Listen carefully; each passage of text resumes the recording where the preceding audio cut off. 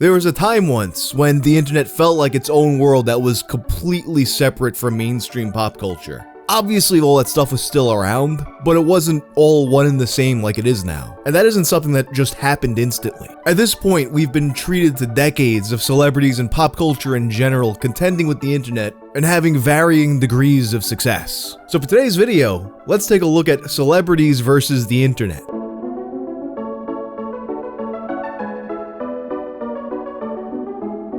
This video is sponsored by Helix. Helix makes premium mattresses and bedding custom fit to your needs and shipped right to your door. Everyone sleeps differently, so Helix has you take a sleep quiz to match your body type and sleep preferences. I'm a side sleeper, so Helix set me up with a Sunset mattress. The Helix lineup offers 20 unique mattresses, including their award-winning Luxe and Ultra Premium Elite collections, the Helix Plus, a mattress designed for big and tall sleepers, and the Helix Kids mattress designed for growing bodies and endorsed by child sleep and medical experts. Helix delivers your mattress right to your door with free shipping in the US. Comes rolled up in a box and it's easy to set up. And to make sure you love your Helix mattress, there's a 100 nights of sleep trial. You also get financing options as well as flexible payment plans. And Helix mattresses are fiberglass free. I've been sleeping on Helix mattresses for a few years now and it's some of the best sleep that I've gotten. And the Glaciotex upgrade ensures that I stay cool when I sleep. Helix's Labor Day sale is running right now. It's a great time to upgrade your mattress. You can get 25% off your purchase for a limited time. Check out the Helix site for more details.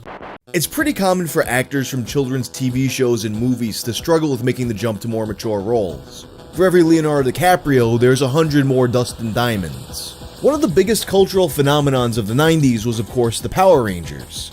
And despite how huge the show became almost immediately, its cast struggled to find any real success outside of the show. This led to one of the most persistent rumors surrounding Power Rangers. One that people still tell me about to this day thinking it's true. The idea that the original Red Ranger, Austin St. John, wound up doing gay porn. So what's the deal with this rumor? Let's find out in today's episode of Tales from the Internet.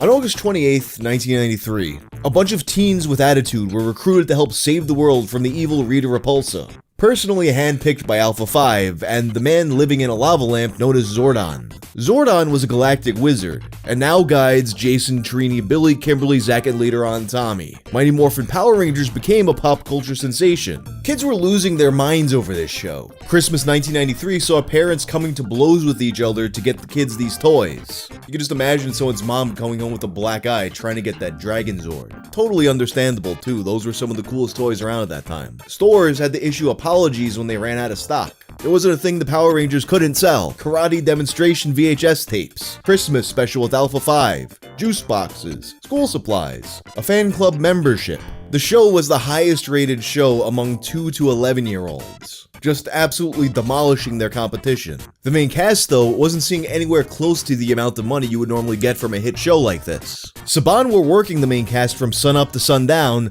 and since the actors weren't established, their pay was very low. This was not sitting well with the Red Ranger Austin St. John, and many would consider him to be the leader of the team, almost the face of the show. With the show doing almost triple the ratings of Batman the Animated Series, shouldn't the lead actors get some kind of pay increase? Some of the cast members like Amy Jo Johnson, David Yost, and Jason David Frank chose to stick with the show, keeping that steady paycheck coming in.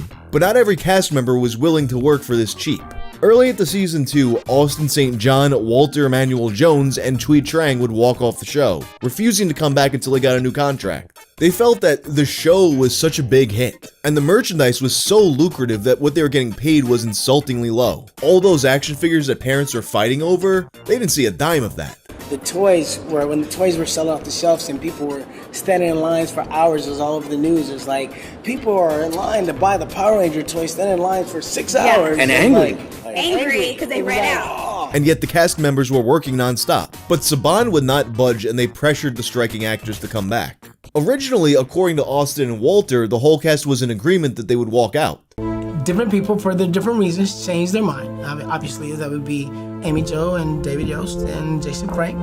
And all of them had their own reasons for deciding, you know what, we don't want to renegotiate the contract. After all, we're just gonna grin and bear it. But we wanted to stand up for ourselves because we felt like we were being bullied and we felt like we deserved more and that we had earned the right to be treated like professional actors. Episodes were shot where you wouldn't see these cast members. The dialogue was recycled and used while showing full costume footage. It is sometimes called a fake shemp.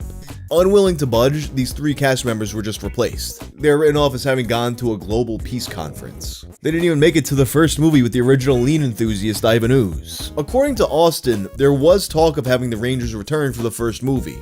Maybe Austin St. John made the wrong call to leave the show, admitting that he wasn't able to make the jump from children's TV to adult roles. And just like that, Austin St. John was gone from the public eye. From a huge kid star to just nothing. Walter Jones went on to other shows like Nickelodeon Space Cases. Cui Trang, like Austin, had also disappeared from Hollywood after bit roles in Spy Hard and The Crow's Salvation.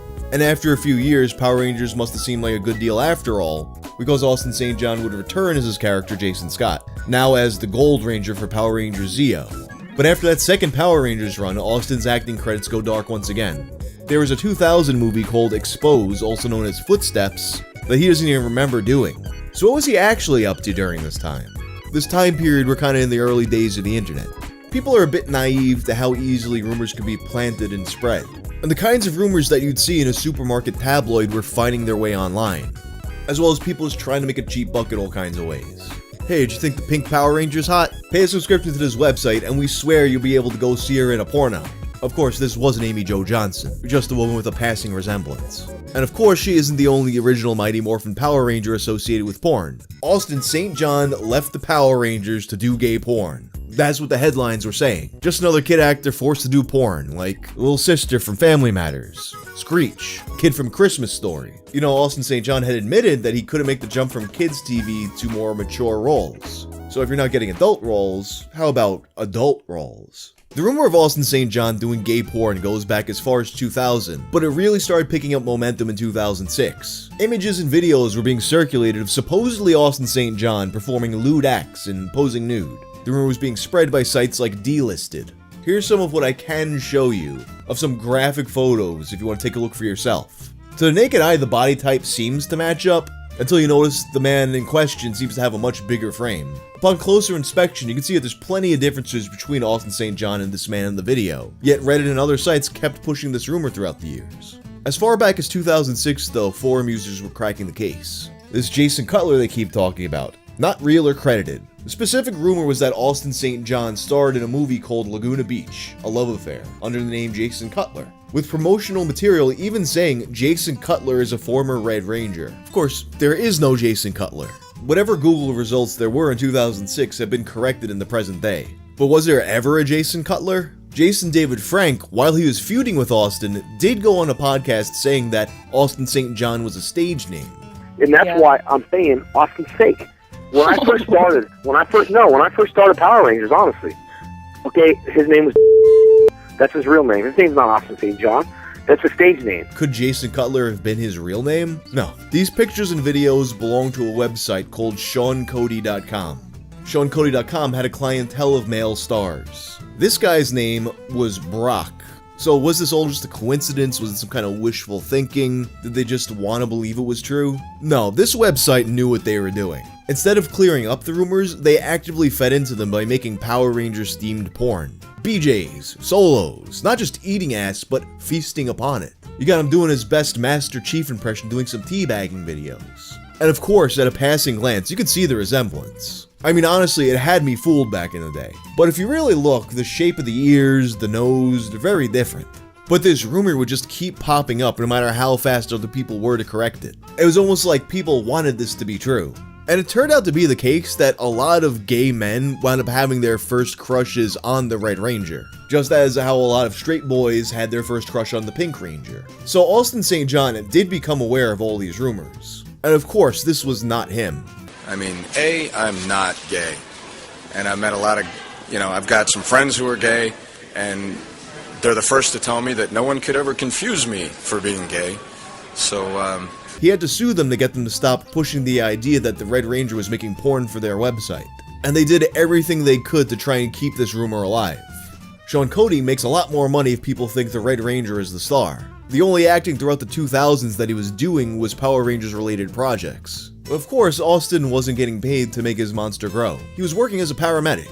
As he described it, it was a way for him to stop pretending he was saving lives and to actually do it for real.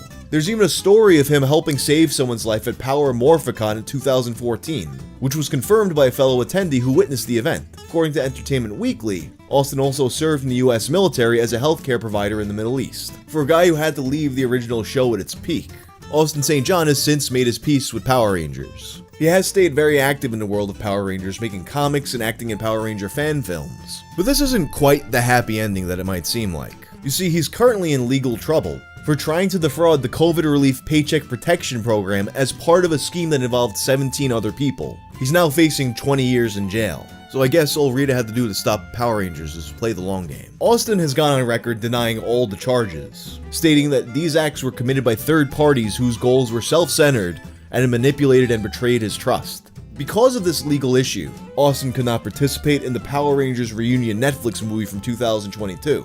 So there you have it. The Red Ranger, he might not have done gay porn, but he still might be getting fucked.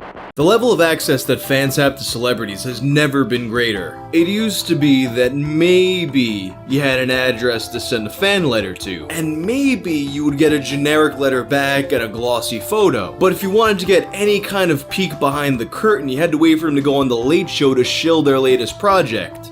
It was a situation that worked really nicely for Hollywood types back in the day, but we don't live in that world anymore. Today, you can instantly irritate your favorite celebrities at the push of a button. But this is only a relatively recent development, and it didn't come without some growing pains, and perhaps one of the greatest moments in that evolution was the ill-fated Woody Harrelson Reddit AMA. The day that Redditors were given a chance to ask Woody Harrelson anything, and boy did they ask him anything, and boy did he not answer any of it. So for today's episode of Tales from the Internet, can we please keep this about Rampart?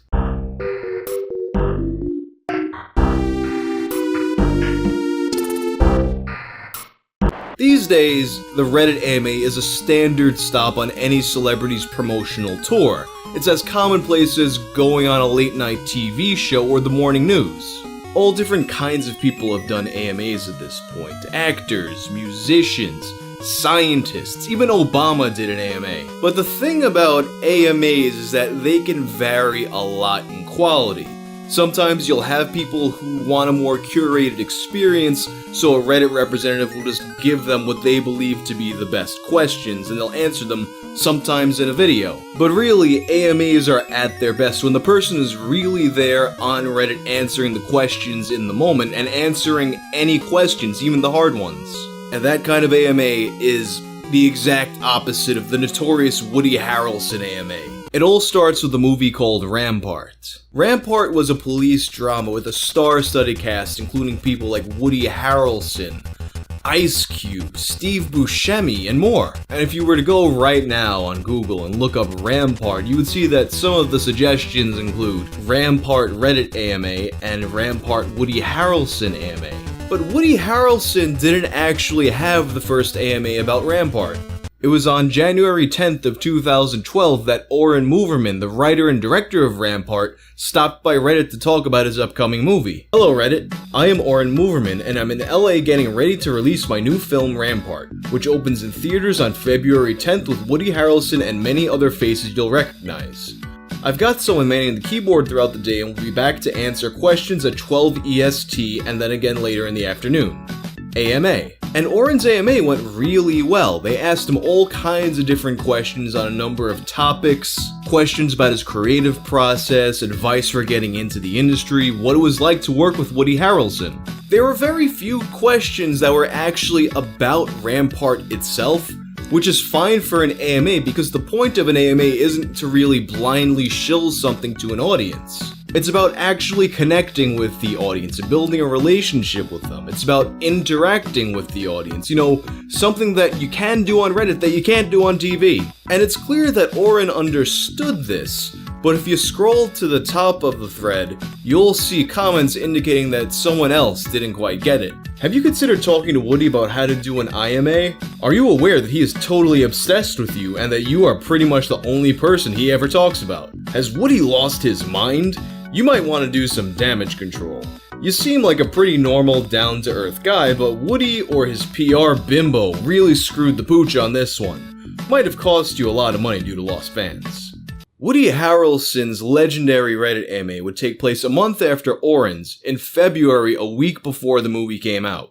Hi Reddit, it's Woody here. I'm in New York today doing interviews for my new film Rampart, which opens in theaters on February 10th. I'll be checking in from 3 to 4 EST today and will get to as many of your questions as I can, so start asking now. Be back soon. And in all fairness to Woody, the deck was stacked against him from the start, and the reason I say that is because very quickly, this became the top voted question. I swear this is allegedly a true story. I went to a high school in LA and you allegedly crashed our prom after party, Universal Hilton. You allegedly ended up taking the virginity of a girl named Roseanne. You allegedly didn't call her afterwards. She allegedly cried a lot. Do you remember any of this and confirm, or have you allegedly been so knee-deep in Hollywood pootie for so long that this qualifies as a mere blip? And even before Woody got a chance to answer a single question, people kinda had a sense that this wasn't gonna go so good. Woody is like, fuck, what have I gotten myself into? Welcome to Reddit, buddy. He got himself into Rosanna. What the fuck, did you think she and Woody fucking Harrelson were gonna start dating? Full credit to Woody Harrelson though, this was the first, and one of the very few questions that he actually answered. First of all, it's not true, and second off, I don't want to answer questions about that. Let's focus on the film, people. And a user named Jota quickly instructed Woody on a Reddit AMA is supposed to be. You said AMA. That means ask me anything, not ask me anything with regards to this movie I'm pushing. But it's understandable that Woody Harrelson would want to shift the conversation away from uncomfortable allegations about his personal life and back onto the movie he came to talk about. But it was that first response that would plant the seed that would become fully fertilized by the next response. The reason I love seeing you in movies is that you always seem so natural, well-adjusted, and in character no matter the role. What has been your most difficult role to prepare for and why? This character in Rampart was the most difficult. I have a hard time seeing myself as a cop, being slightly anti-authoritarian, so I really had to immerse myself in that mentality. It was a challenge, but it was one I was psyched to meet, especially working with Oren Moverman. So you were more comfortable playing a serial killer in Natural Born Killers. No, he just isn't promoting Natural Born Killers right now. More questions were asked, but with similar responses. Out of all the roles you played, which has been the most rewarding, most difficult, and most fun? And if you are willing to answer, what's the one role you wish you didn't take? Can I say Rampart? It really took over my life for a while. I wouldn't say fun is the operative word. Well, there was a lot of... The great thing about working with Oren is, he gives you an incredible playground, and all the tools, great direction, wonderful words to say, and inside of that he says, go play. Working with Oren, he's adaptable. If he finds this is working, he commands you, tells you to keep going. He's always pushing the outer limits. As for the other roles, well, if they don't specifically come up in conversation, I don't give them much thought. Another person asked him about whether or not acting takes over his life, which of course he managed to circle around back to his character in Rampart. I will tell you, it can really take over your life for a while. As I said, with my family, it's a strong bond, so that helps, but I relate to a character and his love of his family. For example, I have 3 daughters. Dave Brown has 2. That pain he was feeling when things are not going so well. That I can really sink my teeth into that. Sink my emotionality there. Who the fuck asked you about your family? Who's Dave Brown? What the fuck are you talking about? You need an adult? And in a question about improvisation, Rampart, what was your most memorable or favorite line that you improvised during a film shoot that the director kept in the movie? Yeah, all of them? With films with Oren specifically, you don't do any rehearsal ahead of time. You aren't blocked out. You don't do blocking. You know, we try to come into the scene prepared and hope the other actors are prepared, and in this case they always were. Especially Bree, who initially that part was much smaller, just by virtue of her. The power of her personality, and her abilities, she made that part a lot richer. At this point, it became crystal clear that Woody Harrelson had absolutely no intention of engaging the Reddit audience in an authentic conversation, but instead circling every single answer back to the movie he was promoting. And Reddit wasn't fucking having it. This isn't The Tonight Show and I'm not buying your bullshit. It was too bad you couldn't just open up to your fans with honest answers instead of peddling your latest movie. Oh well, I'll just assume some clueless PR person convinced you to do this, assuming this is even you. Moving on. Next time, don't have your publicist sit beside you feeding you crap. Your fans would have thoroughly enjoyed an hour or two out of your day to honestly answer questions. You do realize a missed opportunity here, where the buzz you generated would have caused people to go see Rampart even if you didn't say a word about Rampart, right? By the way, I've watched White Men Can't Jump about 100 times, and I'm jealous that you've probably seen Rosie Perez's boobies. Perhaps realizing what he's gotten himself into, Woody Harrelson finally started to answer questions about things besides the movie. But he was only giving very brief, uncaring, flippant answers. And this only further angered the mob. What do you do in your free time? Hobbies, etc.? Favorite places to travel and explore? In my free time, I'm mainly with my family. That's a pretty strong bond. You are an absolute badass, but more importantly, what movie was the most fun for you to work on? Are you happy with the reception Zombieland received? Yeah, I wouldn't say fun. Intense, challenging, engaging, yeah. So you don't actually enjoy acting? It kept on getting worse, but eventually there was a small glimmer of hope. He did manage to give one genuine, thought-out answer that had nothing to do with Rampart. It was a question about Woody Harrelson's veganism because, of course, no matter how much they don't want to be there, no matter how much they don't care, no matter how much they want to promote Rampart, if you ask a vegan about vegan shit, they're gonna tell you about vegan shit. How long have you been a vegan? What got you into it? Principles or health reasons? I've read that in Kingpin they made you special veggie burgers to eat during the diner scene. Huge fan. Initially, it was an energetic pursuit, but eventually I did develop a deep compassion for animals. I'd eat a burger and want to go to sleep. I started for energy and it has served me well. Upvote for answering a question not about Rampart. And that answer got more than 1,000 upvotes. Maybe Woody could salvage this thing after all. Or maybe not. Any glimmer of hope was completely demolished by this next response. Should change this AMA to AMAAR. Ask me anything about Rampart. We gotta be. I consider my time valuable. And it may have very well been that line that solidified this as the crappiest AMA in the history of the internet. Woody Harrelson's time is valuable. It's with that line that he shat on his colleagues, other actors, musicians, Nobel Prize winners, a sitting president of the United States. And finally, Jedberg, a Reddit administrator, asked the question that was probably on everybody else's mind. Did you know about Reddit before today? I know Oren Moverman did an interview here, I did just learn about it, so I'm trying. And that response almost kinda makes you feel bad for Woody Harrelson, like, he didn't set out to be a dickhead or anything, he's just being a boomer who doesn't understand the internet. He was trying to apply a 90s mentality to a 2012 world where even then, Reddit AMAs weren't as polished as they would eventually become. But regardless of Woody Harrelson's innocent boomerness, the legend of this thread would live forever. His AMA was such an abject failure that it would go on to increase the status of Reddit AMAs as a whole, being covered in several mainstream publications, and probably serving as a cautionary tale where publicists would tell their clients, don't do what Woody Harrelson did. Can we stick to talking about Rampart was a line that was repeated in basically every AMA for several months. And the beautifully 2012 unironic top text, bottom text, scumbag Woody Harrelson meme format made the rounds. And if you go on Urban Dictionary, you'll see Rampart defined as to have sex and never call that person again, especially if she's a high school girl. Woody ramparted Roseanne after our prom party. But how did the movie actually do? I mean, the trailer was bombarded with dislikes after it was released, and people on Reddit were calling for a boycott, which honestly is a bit much just for an interview gone bad, but did it have an impact? In terms of the critical reception, we can see that on Rotten Tomatoes, there's a 74% critic score versus a 35% audience score. If I had to guess, I would assume that the very low audience score had at least a little bit to do with backlash from the AMA, so we can probably assume that it was a decent enough movie.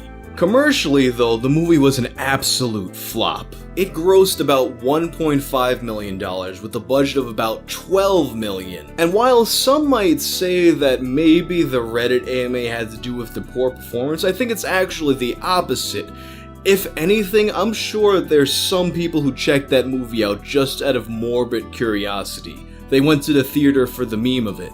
Regardless of whether or not Rampart was a good movie though, I think it's safe to say that the Reddit AMA had a much bigger, longer-lasting cultural footprint, serving as a lesson taught to the dinosaurs of the old media. But anyway, that's the end of Woody Harrelson's disastrous Reddit story.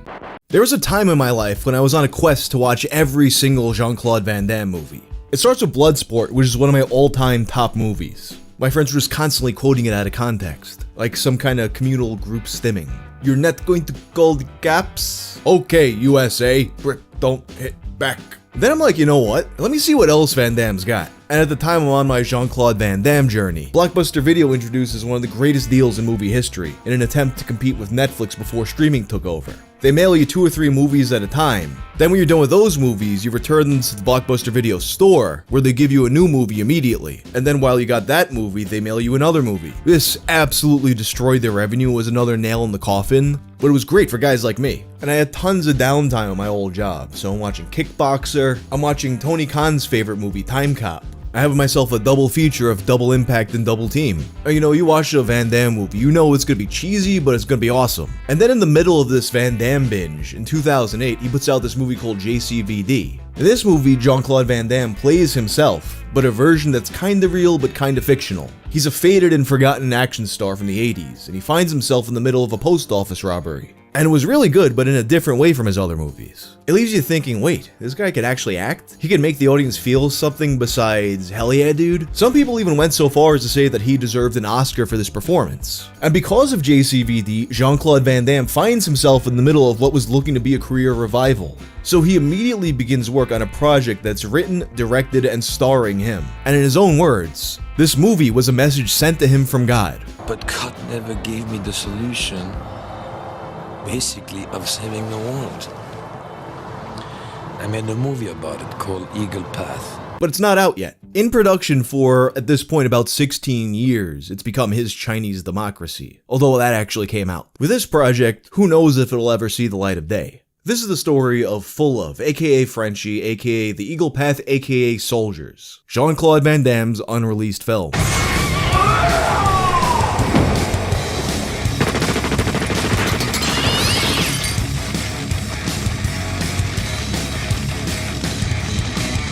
Off the heels of JCVD's critical acclaim, Jean-Claude Van Damme was enjoying his newfound respect. To many, it seemed that after decades in the industry, he had finally learned how to act. As if this isn't a master thespian right here. And I'm going to kick that son of a bitch Bison's ass so hard that the next Bison wannabe is gonna feel it. And like a lot of creatives, JCVD had a project that he was just dying to make. So instead of wasting time on red carpets, he was going to make his dream project, a film entitled Full Love. Of course, doing this, he had no time to promote JCVD anymore. So he started skipping promotional appearances for the film, including things like the Toronto Film Festival, much to the chagrin of JCVD's distributors. A decision that he might have eventually come to regret.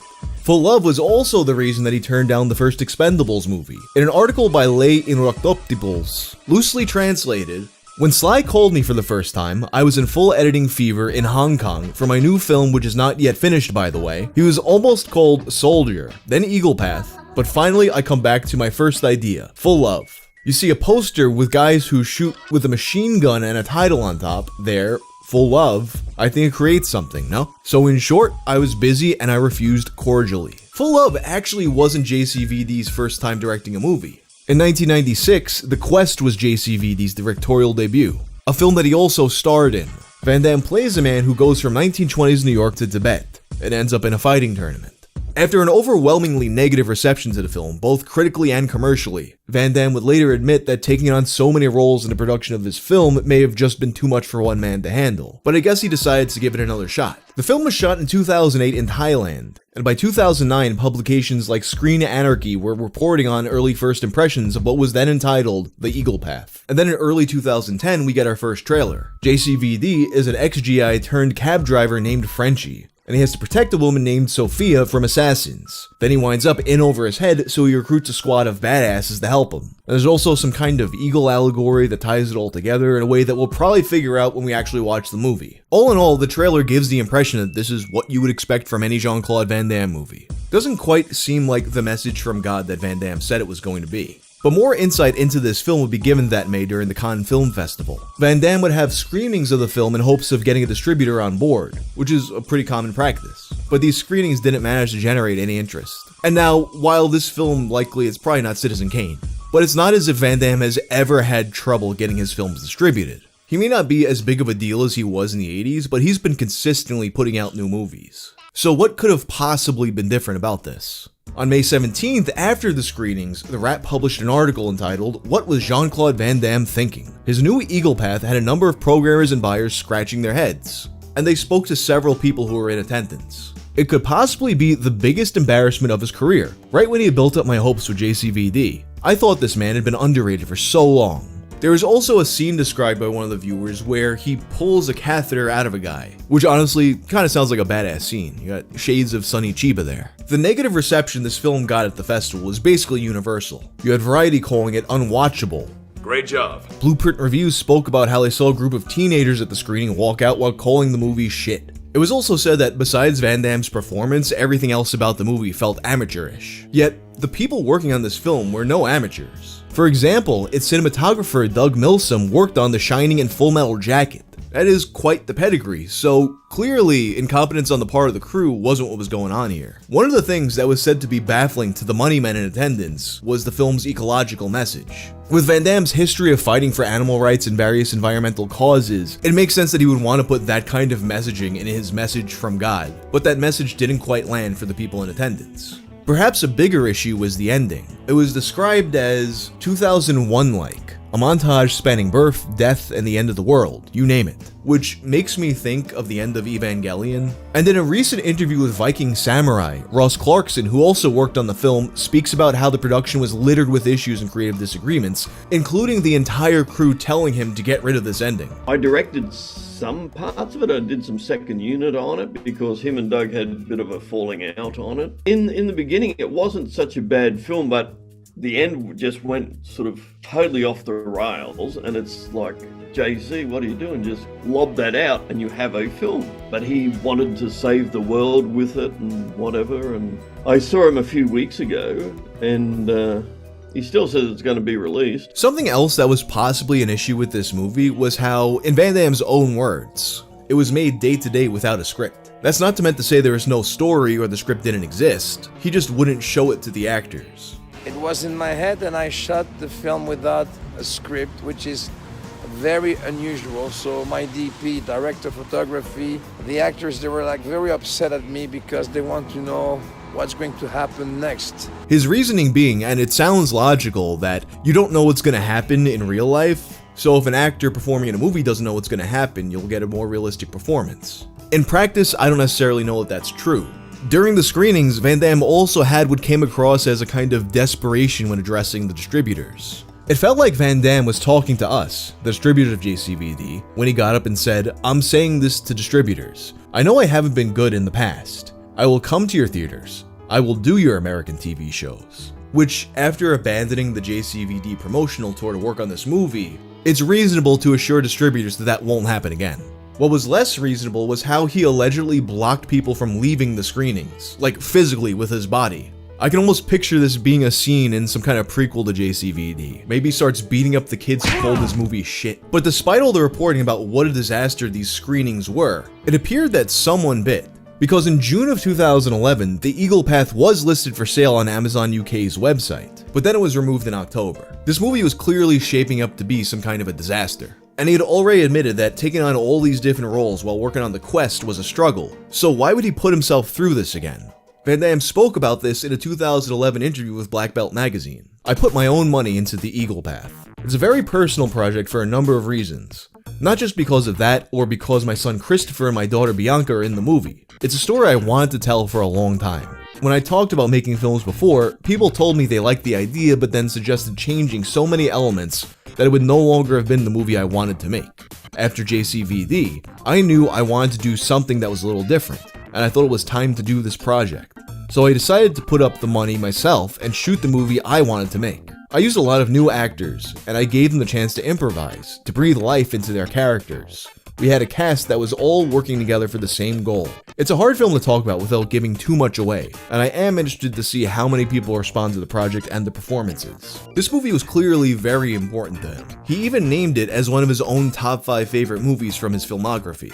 Bloodsport, Universal Soldier, Legionnaire, JCVD, and Full Of. Which, I mean, how are you gonna leave out Time Cop? Time Cop is easily a top 3 Van Damme movie. At one point, he even referred to Full Of as his signature movie. And his website, JCVD World, even had a section for it in his filmography.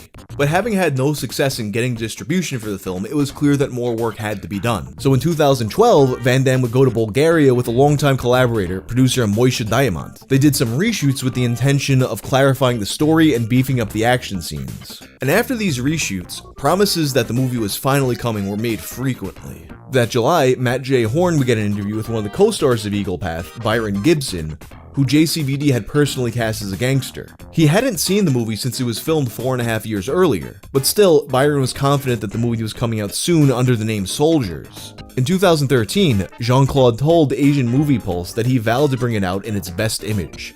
He said that he puts his heart into everything he does because without love, there is no honesty, and therefore, no success. On June 20th of 2014, the film, now once again going by the title Full Love, was screened in Shanghai for their International Film Festival. He was hoping to get a Chinese investor, which did not happen. You spent 6 years making this film, is that true? Then 2016 comes around, and Van Damme once again plays a fictional version of himself. This time it's for an Amazon show called Jean-Claude Van Johnson.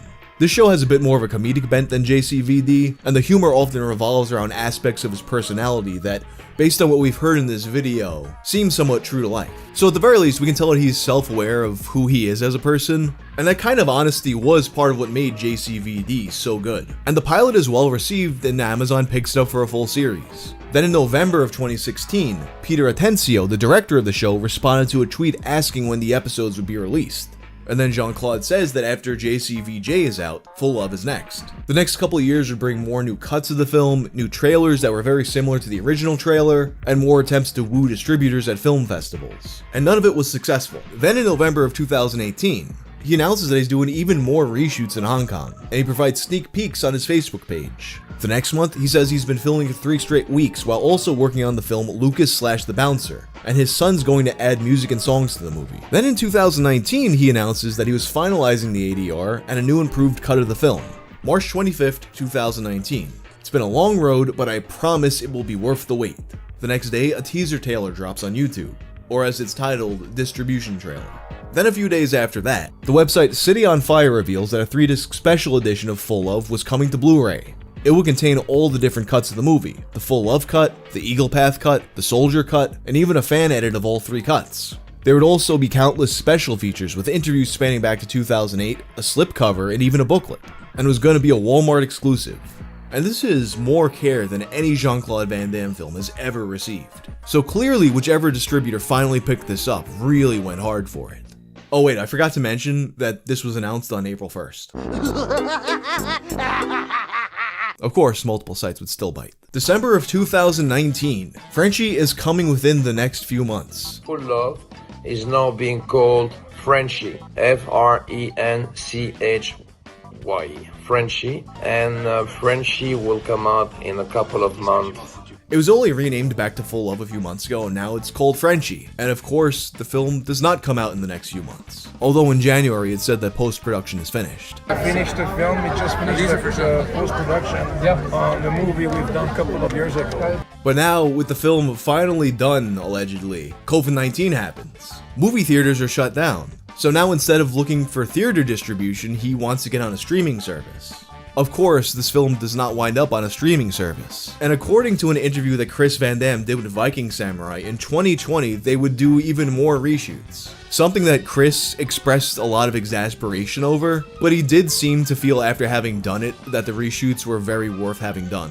There was a lot of political conflict with the post-production over in Southeast Asia where we were shooting the film. At one point they lost some of our sound stems, well, the whole movie. Wow. I'm being humble about it. And so we had a big legality issue, but we cleared that and everybody went home happy. I brought the film here. I spoke to my father in 2017. I said, or early 2018, I said, Dad, I think it's time to bring it here. Let's do post-production here and let's finish it. We did that in 2018, we finished the 2019 version, and in 2020, my father decided to reopen the movie and do an additional shoot to help benefit the story, which I think was one of the best ideas they could have done. At first I was like, oh my God, really? And all this, we have to go back again? Are you serious? And I was in Belgium with my wife. I had contracted the Delta COVID-19 virus, and I was put out for a month. So I was editing some of the stuff they had shot here. My brother was directing. I wanted to direct with him. We edited in Belgium while I was sick and then sent it back. And it looks great in the movie. Right now I'm back in LA and I'm doing the post-production, hopefully final post-production to get this thing off the ground. That interview was conducted in 2022. And in the interview, Chris is saying that it's coming soon, but we've heard that a million times, and he knows we've heard that a million times. But you can sense this vibe of a kind of relief that this project that's taken up, at this point, almost half his life is finally coming to fruition. At the very least, he truly believes that it's finally happening. And then on February 19th of 2023, City on Fire reports that Eagle Path may finally release, right after the Berlin Film Festival. This one was not an April Fool's trick, but it still didn't happen. Then in November at Comic-Con in Brussels, Jean-Claude Van Damme said that this would be his next film released. And also at the behest of distributors, the film was renamed from Frenchie back to The Eagle Path. Which honestly, smart move. I imagine that since there's a character in The Boys called Frenchie, there was a legal concern here. But I think Eagle Path is just a better title in general. That same month, co-star Joseph Cannon went on Instagram saying that the film was about to be released soon. So it looked like this thing was really finally going to happen. At this point, the film has been worked on for 16 years. There's been several reshoots, several re-edits, several promised release dates that never materialized, even an abandoned attempt at releasing the movie as an NFT. Yet, I do think we will eventually see this movie. But the more I hear about it, the more I think it's a coin toss between this truly being a masterpiece or the beginning of Jean-Claude Van Damme as the Tommy Wiseau of action movies. Either way, I will be seated. Tom Cruise has had a legendary acting career that spanned several decades. And throughout this time, he's been involved with some of the most beautiful women ever. Penelope Cruz, Sofia Vergara, possibly Shakira. But here's the thing about beautiful women. They're not fish. And sometimes, you got an itch that only a fish can scratch. So for today's video, let's take a look at some reports of Tom Cruise doing strange things with fish.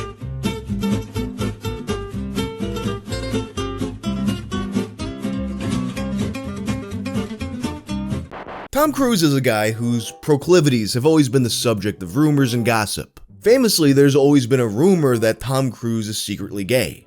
Wow, that cameraman has nice strong arms. You can't catch me, gay thoughts!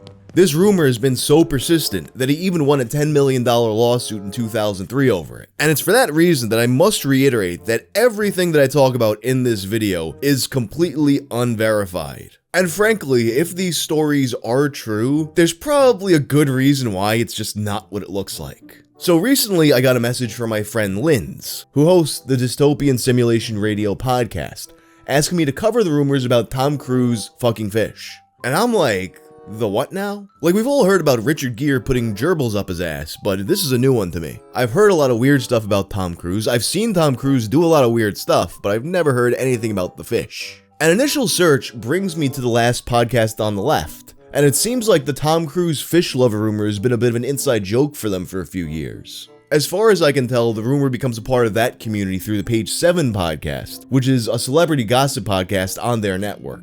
At the end of episode 381, Ebenezer Stooge, they read a blind item regarding an unspecified celebrity. So a blind item, and please correct me if I'm wrong, I know I'm a bit out of my realm over here, and I'm encroaching on the territory of women and the gays, but a blind item is generally some kind of scandalous news story involving a celebrity who's not identified, but you can figure out who they are through context clues. Some outlets for this are known for vetting their sources very well, some are known to not vet them at all, but in any case it seems like a good way to talk shit without getting sued. The blind item they read in this episode appears to be from a blog called Crazy Days and Nights. Crazy Days and Nights is a blog that's been around since 2006. It's been run for nearly 2 decades by an anonymous Hollywood entertainment lawyer known as Entertainment Lawyer, or Enty for short. And on December 3rd of 2020, Enty posts the beginning of the Tom Cruise fish lover story arc. The craziest tip I've received in a couple months. I thought I would share. I made it blind. I'm originally from California, but I've been in a language immersion program in blank for the past 18 months. And note that the blank is sometimes identified as Italy in reposts. Yesterday, I was doing my weekly shopping when I saw this A+ list, mostly movie actor over at the fish counter. He was wearing his mask, actually 2, one on top of the other, but I knew it was him because he had security with him and because I heard he was filming in the city. So he purchased a whole sea bass, but requested that they not wrap it up for him. He then took the fish into the men's room, was there for about 10 minutes, and when he came out, he no longer had the fish.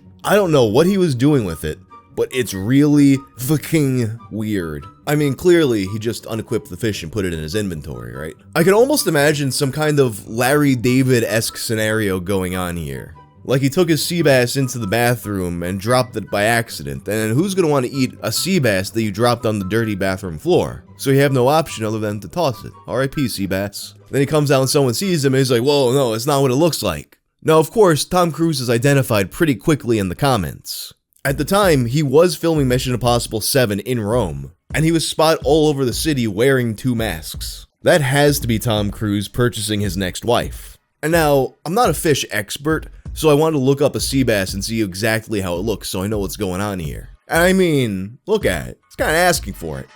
2 days later, he would get another tip about this man who's been living out guar songs in real life. Earlier this week, I posted about the craziest tip I received in quite some time.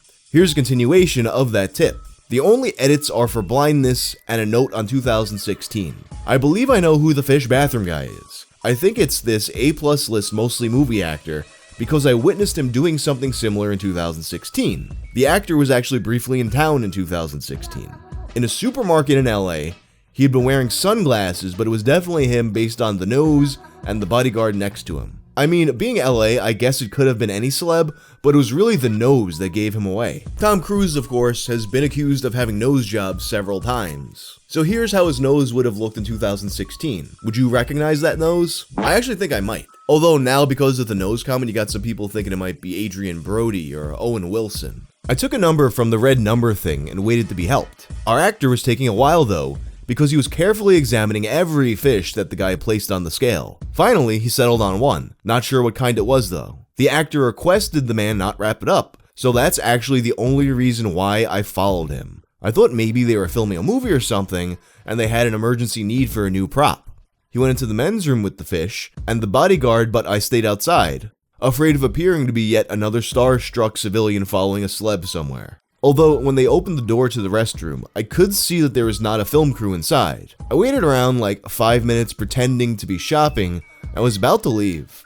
I was thinking I might get in trouble for loitering outside the bathroom or something, when they suddenly came back out of the bathroom with no fish. I was really curious, so I went in and found the fish in the garbage, wrapped in a massive amount of paper towels. Then I left. Honestly, I don't know what it is about this blind item versus the other one, but this one seems significantly faker to me. Just something about how it's written gives me that same vibe as the I saw flying lotus at a grocery store copy pasta.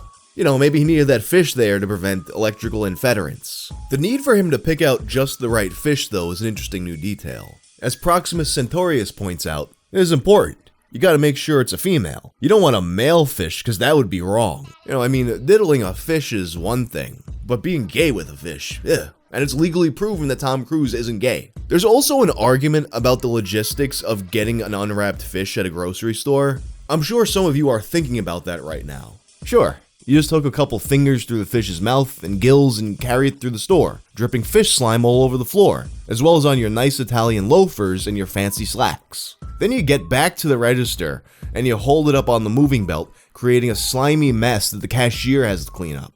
I called BS on this whole blind. Another poster, Annie-U-Rism, while noting that she doesn't believe most of the gossip on this site, says that from her experiences working at Winn-Dixie, a person absolutely could do this if they wanted. Another commenter, Queen Francine, made a suggestion that I hadn't thought about. What if this was a drug dump of some sort? Tichin Lily Gomez responds, that is what I'm thinking. The fishmonger puts drugs down the gullet of the fish, they have to make it legit by weighing the fish, etc. Surely there's a better way to do this though, especially for someone like Tom Cruise. I mean, to think about it some more, why wouldn't Tom Cruise just send someone else to pick up his jerk-off fish? Unless it's like the specific thrill of doing it in the supermarket and possibly getting caught. Later that week, a third tip arrives. This time it's from Beijing. This tipster didn't identify if it was our actor or not, so this could just be some random person who has a fish fetish. Dear Ent Lawyer, I am reading your website for 2 years. Excuse my English please, as I am not native speaker. I am living in USA, California for 5 years now, but am from Beijing. Your blind item made me remind me of what I saw in my Beijing supermarket, BHG, many years ago. I worked at fresh meat counter of BHG supermarket in Beijing, which was next to fresh seafood counter. One day, maybe in 2013 or maybe 2014, I see man go to... This is clearly a person that's trying to sound Chinese. They're doing a fake Chinese accent in the writing, I can tell. He had 2 black clothes men, but come on. I see a man go to seafood, fresh fish counter, and order 1 fish. He had 2 black clothes men by his sides and had sunglasses over his eyes. He spent many minutes. Lord Goda, expect more. Oh, this Tenchu dialogue. Oh, fuck. He spent many minutes looking at fish section, and he then ordered 1 complete fish called Pompano. And by the way, here's what a Pompano looks like. It's not as inviting as the sea bass. I did not see what he say to fish counter staff worker, but I see him walking away from fish counter with fish not wrapped.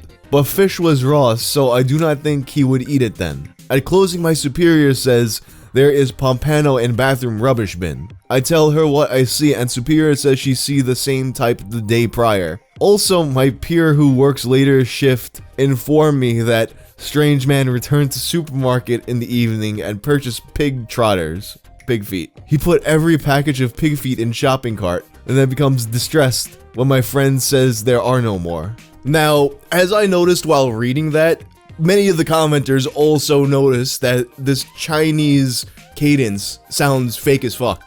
Like in my script when I wrote this out, I put a line where I'm like, oh man, it was a struggle to read that without doing the accent, but clearly I couldn't even help myself. But Tom Cruise really was in Beijing in 2013. He was doing a promotional tour for the movie Oblivion. But of course, anyone could just look that up and place him in Beijing at that time. There's also someone I noticed in the comments who goes even further back in time. This sounds a lot like something my sister told me years ago, like back in the 80s. She insists it was Tom Cruise she saw, and to make the situation even stranger, he actually went into the women's bathroom with the fish, and this time the fish was wrapped up, but when he disposed of it, it was unwrapped. On December 13th, they published yet another tale of the fish lover. And this one makes me think even more about the drug deal theory. Hey, I've been reading your site a lot lately, and my interest has been piqued by the blinds about a man and a fish. I have an interesting story for you. I've lived in Vancouver, BC since 1998. I'm a makeup artist, and I've worked on numerous television shows that have filmed here since 1999. You probably won't believe this since it's the classic friend of a friend of a friend story, but I figured I'd share it anyway. In the year 2000, I got to work in the makeup department for a show. My supervisor was a woman with whom I formed a close friendship. Even years after the show ended, we would text and Facebook message one another almost every day. So in early 2011, she sent me the most hilarious and bizarre text about something her cousin supposedly witnessed. Her cousin, who passed in 2015 in a car crash, was a celeb chaser. Before you ask, no, she did not literally chase them, and her hobby was not related to her accident, nor was she a paparazzi. She would, however, consult her friend who's ran a celebrity tracking Twitter account in the hopes she could spot them and possibly get autographs that she could sell. I've always withheld judgment because she worked 2 jobs and still struggled to make ends meet.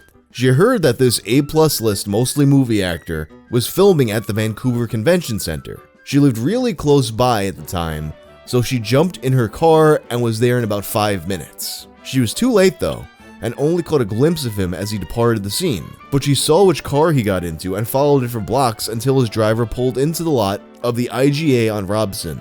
Apparently, the actor waited in the car and the driver got out and went into the store. There was someone else who remained in the car with the actor, but she wasn't sure who it was. Probably a bodyguard. Apparently, the actor looked anxious in the car. He was like sort of bouncing up and down in his seat. The driver came back with only a white paper package in his hand, which he started unwrapping before he even got the door open. It was some sort of whole fish. The actor rolled his window down just far enough to grab the fish, but she was unable to see what he did with it because the driver got in and quickly sped out of the parking lot.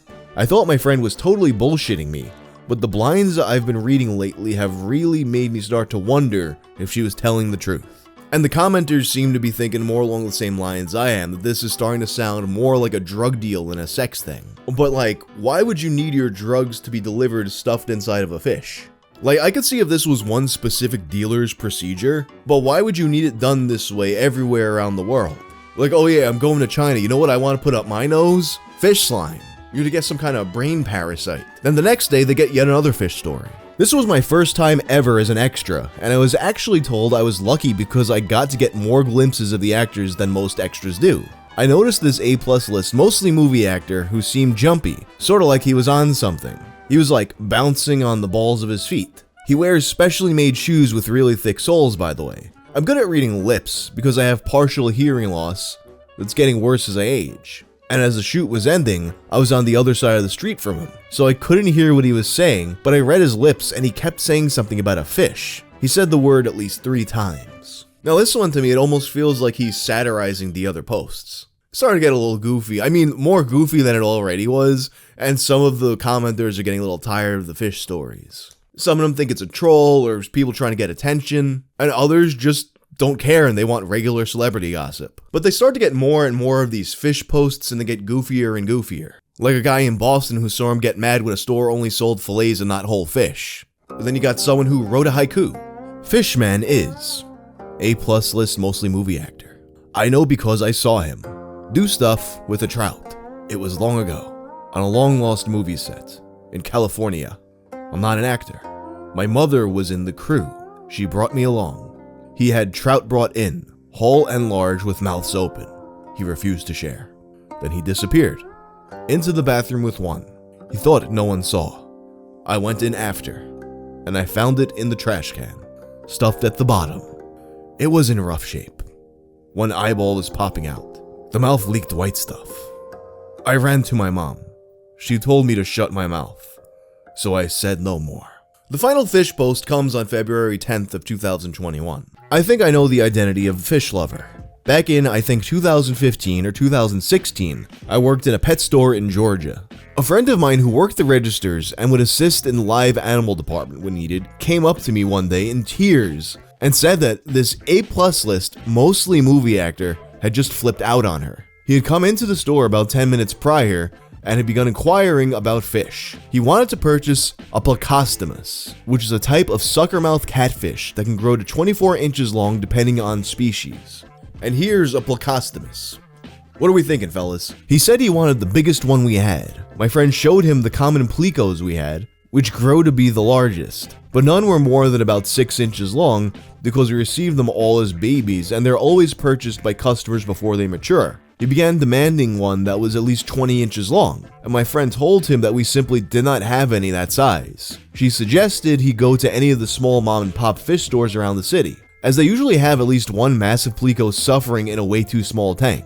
At that point, our actor basically threw a tantrum, whining about how he needed the fish now, and as he stormed out, he shouted back at her that he would be considering a lawsuit. Needless to say, my friend was very upset. Now, this story, once again, it's more of the same, but where it gets really interesting is in the comments. The top one is posted by a user named Todd Gross. It's a YouTube video that's currently unavailable, but the replies are all like, wait a minute, is this where this is all coming from? So the video's not there anymore, but I looked at it on the archive, and it's a clip from The Simpsons. Season 7, Episode 19, A Fish Named Selma. There's a part of it where Homer talks about rumors of Troy McClure doing weird things with fish at the aquarium.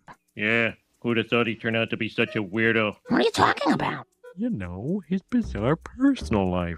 Those weird things they say he does down at the aquarium. Why, I heard... Oh, Homer, that's just an urban legend. People don't do that type of thing with fish. Troy McClure? I thought he disappeared after that scandal at the aquarium. It's very possible that whoever started submitting these stories got the idea from this joke on The Simpsons. Or, you know, maybe back in 1996, the writers of The Simpsons had heard this rumor. And that's basically all we know about the Tom Cruise fish rumors. Perhaps this is one of the secrets that Nicole Kidman has refused to ever reveal about their marriage, but I'm not fully convinced that Tom Cruise fucks fish, but he is a weird guy, so who knows. Throughout most of my life, skateboarding was something that I always incorrectly viewed as a very modern thing. I grew up with characters that skateboard, like the Ninja Turtles and Bart Simpson. When I was a kid, anytime a show or movie wanted to express that a character was a cool guy, they'd be on a skateboard. Then as I got older, Tony Hawk led the way in getting skateboarding to be appreciated as a real sport in the mainstream, tying the idea of it even more in my mind to the 90s and the 2000s. Then a little while ago, Tony Hawk posted this set of images. It's a guy in a black suit, hat, and shades skateboarding as an amused crowd looks on, taken in 1965 at Central Park.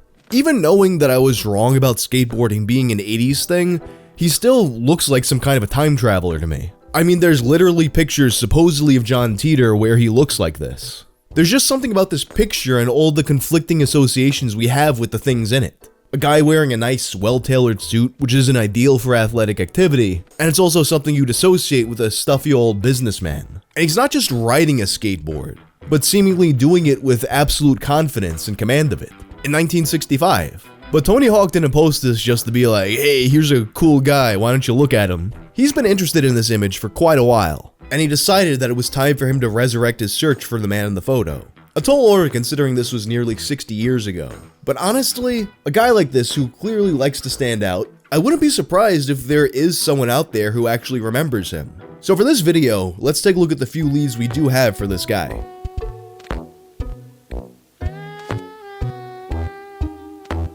So before we take a look at what we do know about the time-traveling skateboard man, let's take a look at what's been rolled out. In his post, Tony Hawk mentions that it's not Cary Grant and it's not Gregory Peck. These have actually been suggested numerous times. And I'm pretty sure that I've actually seen these pictures posted before on Twitter or Reddit saying that it's Gregory Peck. Sometimes even Gregory Peck on the set of To Kill a Mockingbird. You all remember that famous Central Park scene in To Kill a Mockingbird, right? But we can clearly see that the guy looks nothing like either of these men. I think some people just assume that every white guy in a suit in an old black and white photo is either Cary Grant or Gregory Peck. I mean, if anything, the guy gives me more of a Robert Mitchum vibe. But I mean, that's not him either. I saw a few suggestions that this picture is AI generated. In fact, people got really mad at one guy in the comments for saying that. Honestly, in the absence of all other evidence, I could see that being true. But you can actually find posts of these images dating back to at least 2012. And generative AI from a year ago wouldn't look this good, let alone 2012, if that was even such a thing. Of course, back then people were suggesting that it was Photoshop. The photo actually belongs to a set photographed by Bill Epridge for Life magazine for an article published in May of 1965 entitled Skateboard Mania, which speaks of that year's growing skateboarding trend. The picture was actually not included in the article, which seemed to focus more on photos of people trying out skateboards and getting scared. Honestly, there's a lot of good stuff here. However, there is proof of the photo's authenticity. A response on Tony's post from a commenter named N. Sims mentions that it's at the Monroe Gallery of Photography in Santa Fe. Bill Epridge never identified the man on the skateboard. Bill described him as coming out of nowhere, zipping by and away. And indeed, they do have Bill's work on display, including this photo. And they've been around for over 20 years and have a good reputation, so I'm confident in saying that this isn't AI and it's not Photoshop. You get a lot of joke replies saying it's Marty McFly, and then you got some other people, including Johnny Knoxville, saying that it's the unidentified plane hijacker DB Cooper, which I mean, it actually does kind of look like him, and the dates do line up. One response that I think got overlooked a little bit and could actually be a promising lead was left by a user named the Blizzard of Oz. Am I tripping? Or do his ears show the slightest bit of cauliflowering? Perhaps a wrestler or boxer? Could be a clue. So a cauliflower ear is something that happens often to wrestlers and martial artists, particularly those who do a lot of grappling. Basically, sometimes in these sports, you'll get a bit of trauma to your ear that causes a blood clot, and sometimes this permanently changes the shape of your ear, and it looks like cauliflower. It's hard to tell for sure, but I think I see what this guy is seeing, which could indicate that this guy was involved in some kind of grappling. And other responses noted that he also seems to be missing a few teeth. Another really interesting reply comes from Daniel McCullough. I'm not 100%, but according to stories I was told by the man in question, that could be a fellow whose past named Byron Ward. If that is indeed the case, I own that skateboard. An old Nash that says 69 or bust. I was told he rode that skateboard in New York and biffed in front of the cute girls. I'll shoot a message to his son, see if any more confirmation can be made. After speaking to Tony Hawk, a content creator named Danocracy would make a video about the search. And in the comments of this video, Daniel would return with an update. I posted on Tony's post too. Long story short, there's a possibility I own that skateboard. I have the board in storage a few states away, but I get my hands on it tomorrow. I'll get a video made comparing it to the one photographed. I'll tag you too if it's good news. As of the time of me recording, Daniel hasn't posted an update yet.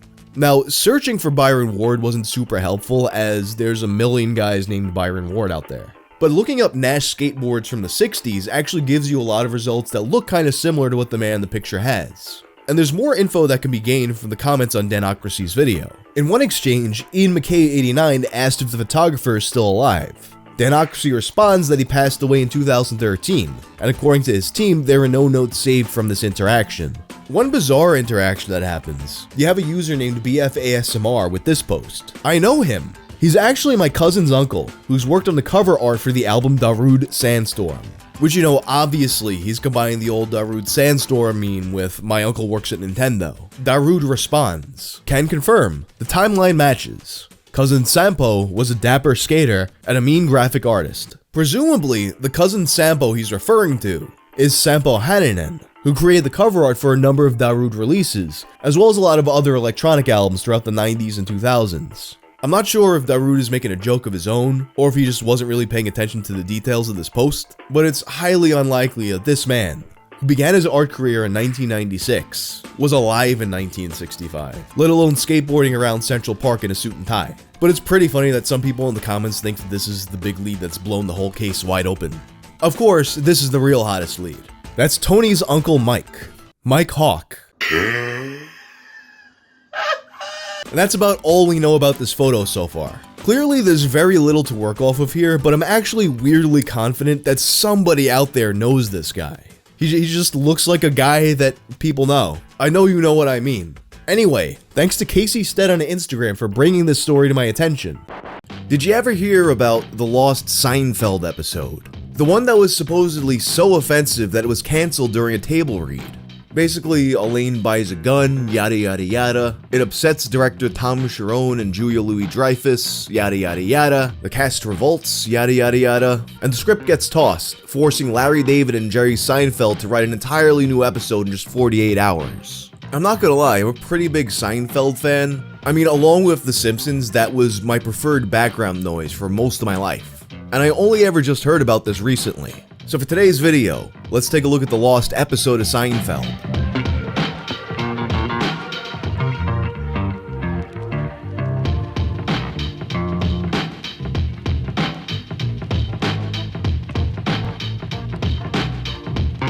Seinfeld was a big deal during the 90s, but it definitely didn't start off that way. In fact, it was a show for the first couple years that looked like it just wasn't gonna make it. The critics loved it, but the ratings left a lot to be desired. It spent its first couple seasons getting beaten by the likes of Urkel, Murphy Brown, Major Dad, and Head of the Class, starring, of course, America's sweetheart, Dan Schneider.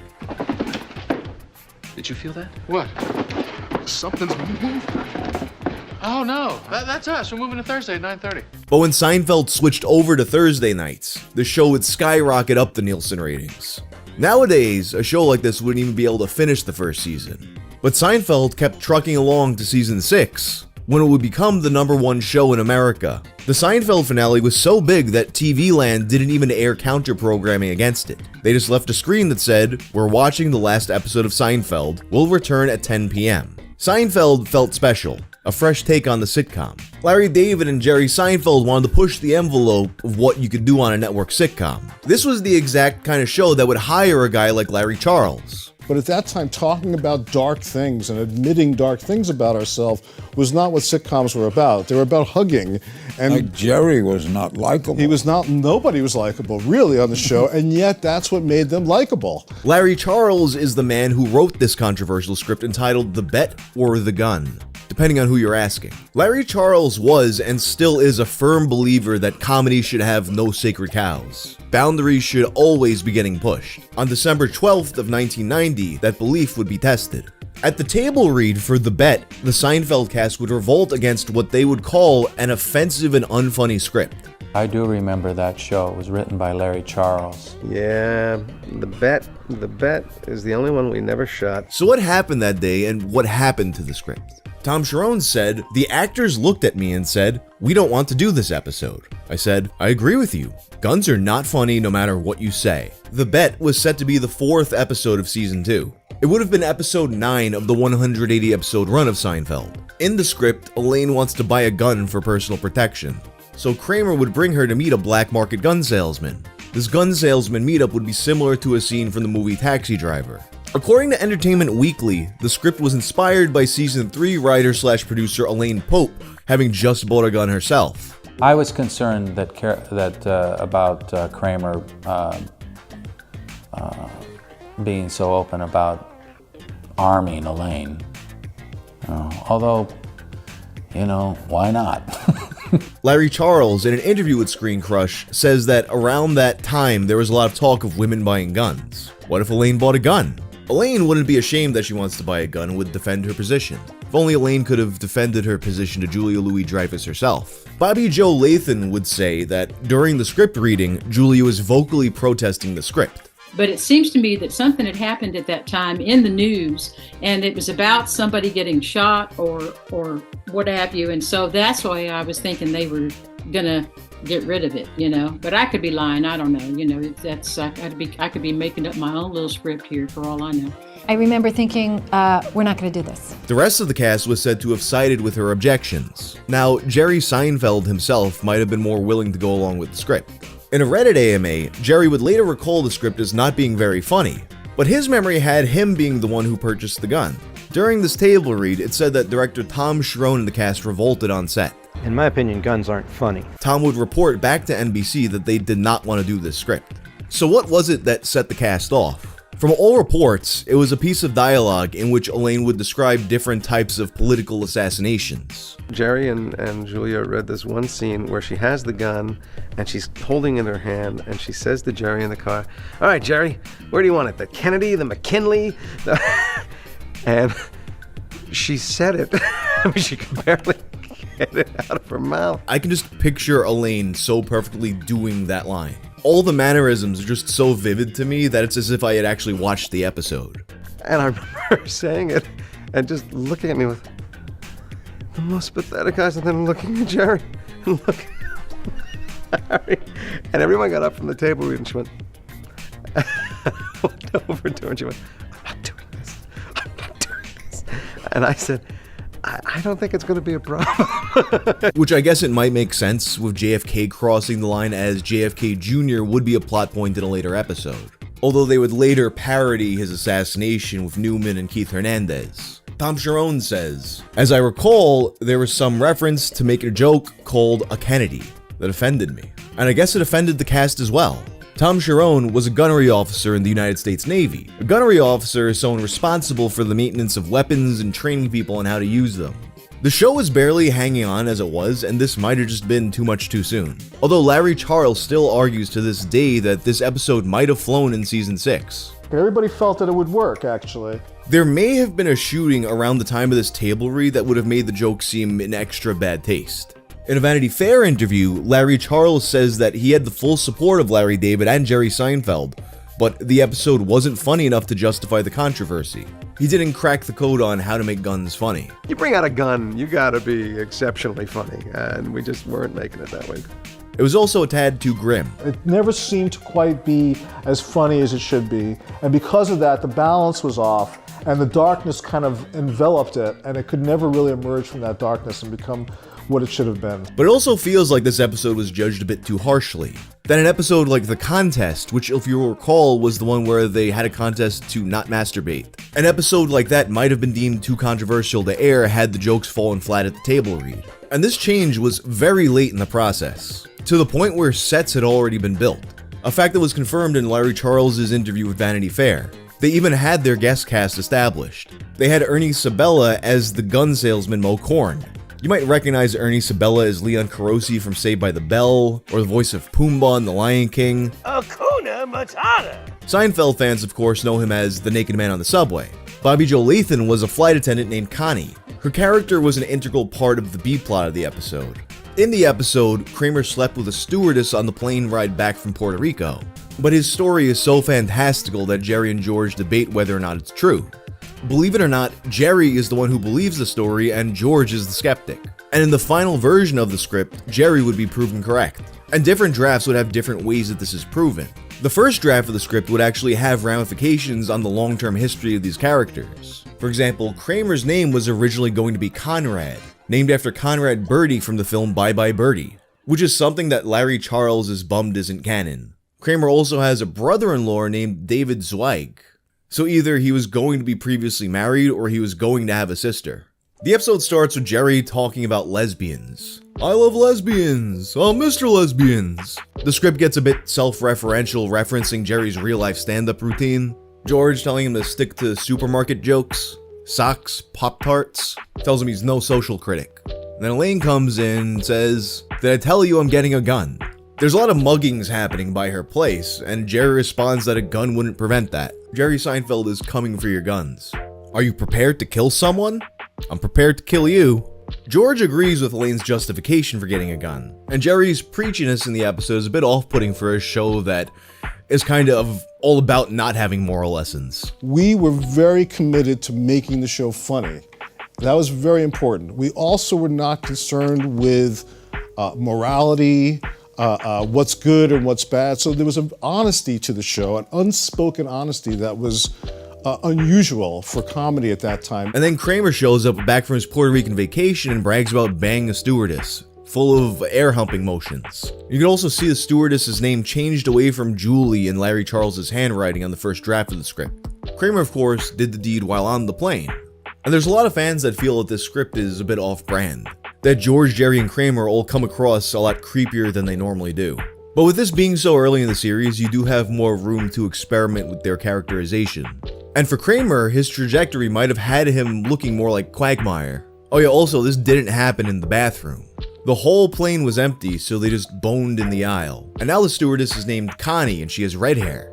And of course, this Kramer has banged a lot of women. He brags about a pimply girl and a greyhound. And then Elaine tells Kramer that she's looking for a gun. And of course, Kramer knows a guy. He'll take her to see his gun dealer friend Mo Korn. Mo is someone who lived in Jerry's old building. So Kramer and Elaine go off to buy a gun. Meanwhile, Jerry and George are still arguing about the hookup story. George is saying that Kramer's no Tom Cruise. No woman would risk her career for Kramer. Meanwhile, Jerry has all the faith in the world in Conrad. So they make a bet. And then Jerry joins Elaine and Kramer to meet Mo Korn. In some ways, Mo almost seems like a bit of a proto-Newman. He's described as greasy, slow, and low-key. Man of few friends. He has a Newman-like reaction to seeing Jerry, and even calls for his mom. This woman's name is Diamond, and she's just as gross as her son. And she's from the same old building as Seinfeld's parents. So Mo pulls out his gun suitcase and says he only sells guns to friends. Elaine holds a Glock, and then of course immediately does the main thing you're not supposed to do with a gun.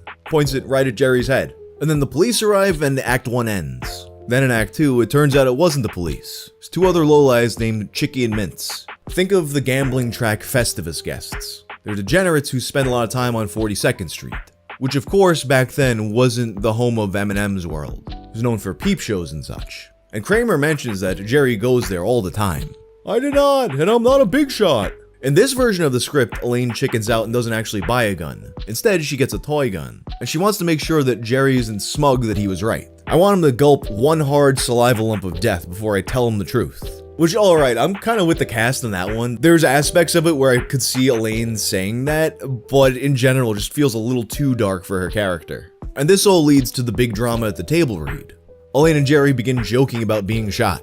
The first draft script doesn't have the McKinley line that Jason Alexander mentioned, and the group goes to the airport to confront Connie. Did she sleep with Kramer? Elaine does the asking.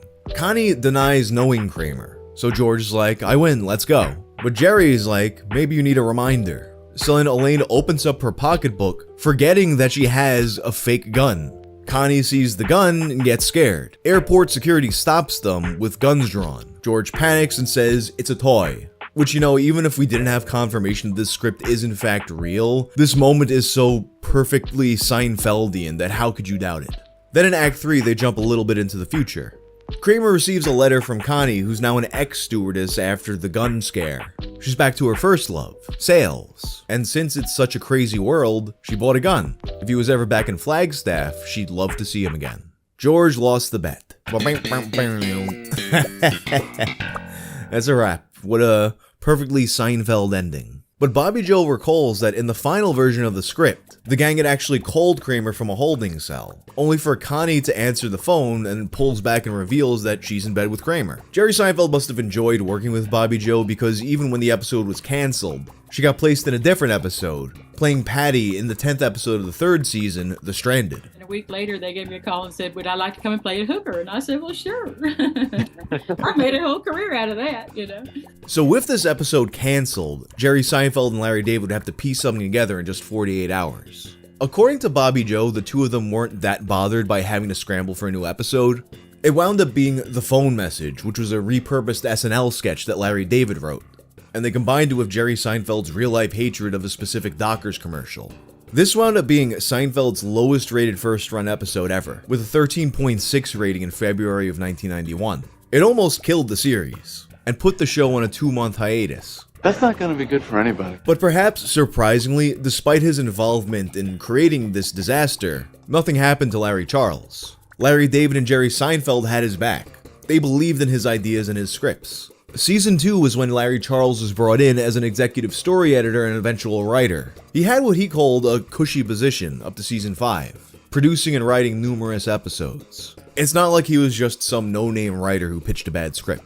I love The Bubble Boy. That was one that I actually wrote with Larry. Did you? That was hysterical. Very inspired, kind of lots of different elements to it, outside of the usual sets that we used. In fact, The Bet wasn't the only Larry Charles episode rejected. There's another episode, The Salad, not to be confused with The Big Salad. But you had to have that big salad! Which involved George Costanza noticing that he's never seen a black person eat a salad. This fact comes from Derek Bjorklund's 2013 book Seinfeld References. The black friend would be played by Jerry Seinfeld's real-life comic friend Mario Joyner. Unlike the rewrites they attempted to fix The Bet, they didn't even bother trying to fix this one. NBC just wasn't comfortable with Seinfeld touching on race. And considering the backlash they got years later from the Puerto Rican Day Parade episode, they were probably right. But if Larry had rewritten this script, he would have had more of a build-up to why George blurted out the salad observation. But even though he had written 2 of the show's most controversial scripts, he wasn't forced off the show. If he wanted to, he could have stayed for the entire run. Larry's a different kind of guy though, as he describes that he's a lot like Kramer. He's burnt out with the censors and sitcom limitations. And feeling like he just had no more stories to tell, he left after season 5. When I left Seinfeld, everybody, agents and networks, and probably the audience too to some degree, wanted me to do another Seinfeld, and that was the absolutely last thing I would ever do. And then after this, you know what he goes on to make? A pilot with Wayne Knight. And he would cast the show using his Seinfeld connections. He had Crazy Joe Davola, aka Peter Crombie, who apparently passed away a few months ago. The wife was played by the woman who was Elaine's roommate, and Jerry Seinfeld did the warm-up for the live crowd as a favor. And for years, the script for The Bet was a classic case of lost media. If you wanted to know what was in that script, you had to have either worked on the show or just be in the know. But in 2022, a Buffalo charity auction would sell a signed copy from the personal archive of Jason Alexander. This was the final script version dated December 11th of 1990. This version has not found its way online. People tried contacting Larry Charles to see if he had it, to which he'd reply, if it's out there, good luck finding it. By late 2023, eBay had started seeing listings for a new script of The Bet. This one would be the first draft on September 28th of 1990. Matching up the lines from the screenshots of Jason's script to the PDF of the leaked script, the beats are similar, but the lines are different. The final version has more of a traditional Seinfeld feel, but then it also has lines like "Creamster of Love." These first draft scripts were being sold for $4,000, and then photocopied and relisted for $2,500. Someone was getting rich from photocopying these scripts. This is unbelievable. I told you. Which almost feels like something Kramer would do on the show. But eventually one Reddit user will put an end to all this. In March of 2024, the script went public and was placed on archive.org. HBO GOT would post on April 2nd of 2024 to Reddit why he did this. It was a gag purchase, and this was actually his burner account. He was using this account because of how lame he felt spending $800 on this was. But now, because of him, after 33 years, nothing is finally something. Anyway, that's all for now. In 2001, fresh off of his divorce from Elizabeth Daily, who you might know as the voice of Tommy Pickles, Buttercup from the Powerpuff Girls, and Rudy Tabooti, an internet gambling entrepreneur named Rick Salomon found himself a new main squeeze, a young, wealthy socialite named Paris Hilton, of the famous Hilton Hotel family. As Paris and Rick traveled the world together, Rick had taken to filming absolutely everything they did. You're like obsessed, you always film me. But it was one of Rick's little vlogs that would become more famous than all the others. A video that would help elevate Paris Hilton for being some rich girl who is known mostly just to a tabloid gossip-obsessed niche to becoming a household name, one of the most famous women in the world. And the truth about this video is actually a lot different from what you've been led to believe all these years. Ladies and gentlemen, this is the story of One Night in Paris.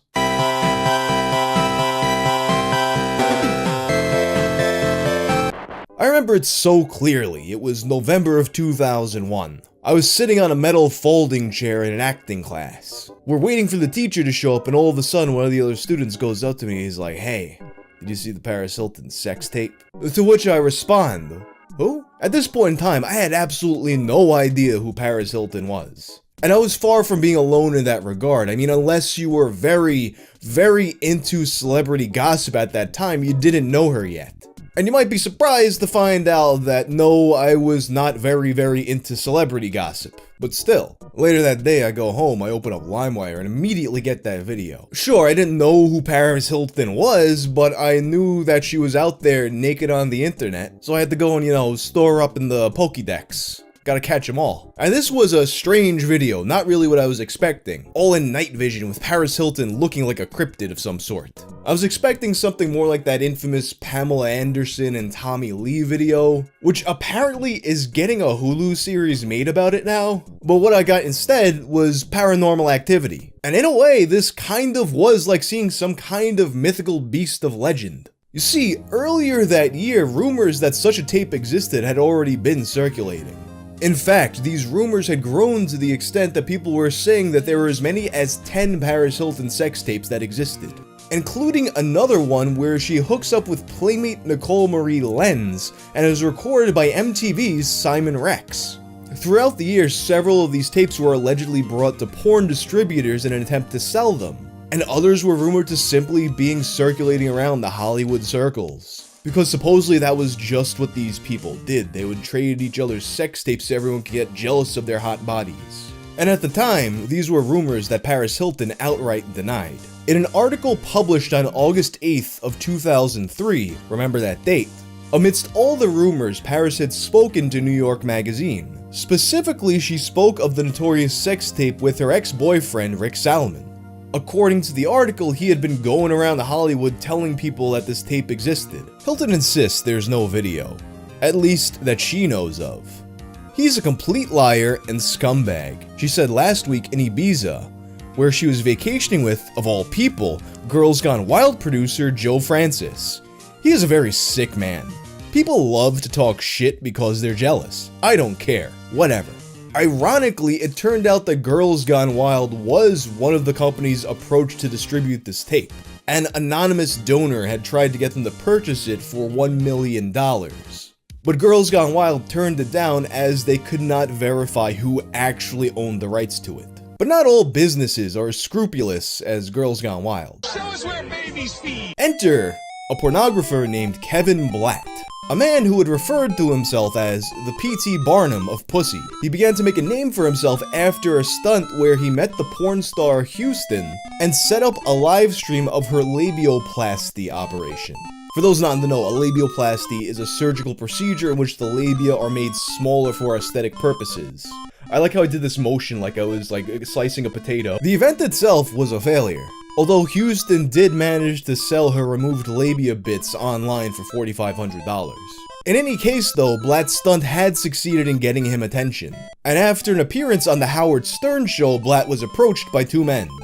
A phone sex baron named Ian Eisenberg, and a man named Roger Vidox who owned a porn company named Marvad. These men showed Blatt the infamous night vision clip, a clip that now had its home on Vidox's website, sexbrat.com, with the promise that they had the entire full-length tape and were just waiting to reveal it all to the world. The idea was that they could use Blatt's connection to Howard Stern to create a bidding war for the tape, and they wound up working out a deal.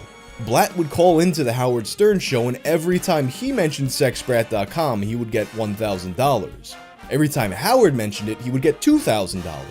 After this arrangement is made, Blatt gets on the phone with Baba Booey and sets up his appearance. In the time between this deal being made and the appearance actually happening, a lot changed. Shit had already hit the fan, the clip was all over file sharing services, and legal threats were flying all over the place. After contacting the website, Paris Hilton managed to get the clip taken off of sexbrat.com, but Kevin Blatt still got paid. First of all, what is sexbrat.com? Sexbrat.com. Sexbrat.com. Sexbrat.com. Sexbrat.com. My client, sexbrat.com. And after this, here comes the cascade of lawsuits. It gets really convoluted, so bear with me here. Paris and her parents believe that Rick himself had recorded it, going on to say that he filmed the video without her consent. Paris had said that she was out of it and didn't know what she was doing. And they also alleged that Paris was underage at the time of filming, a claim that was patently false since Paris was 19 in 2001 when it was shot. So Rick responded by suing the Hiltons for defamation.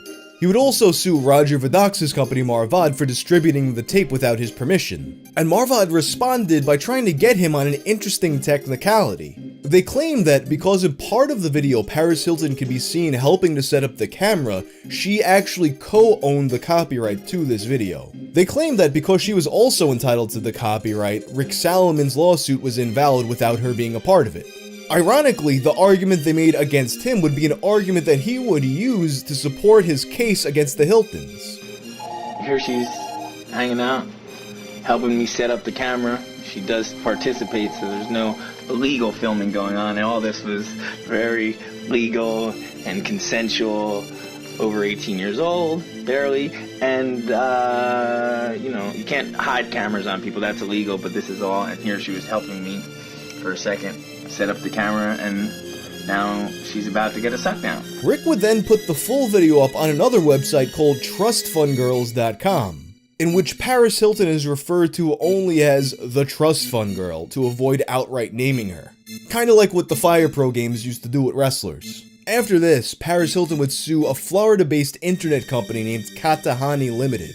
I assume that Katahani had some connection to Trust Fund Girls, but there is literally no information to be found about this company except that they were sued by Paris Hilton. But either way, this case would eventually be thrown out.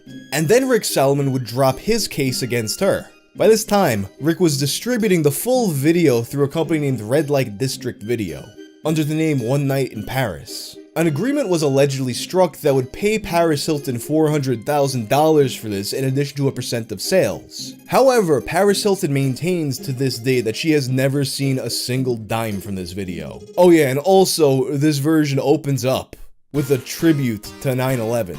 Really touching stuff. But we're still not done with the lawsuits. Marvad would also file a lawsuit of their own.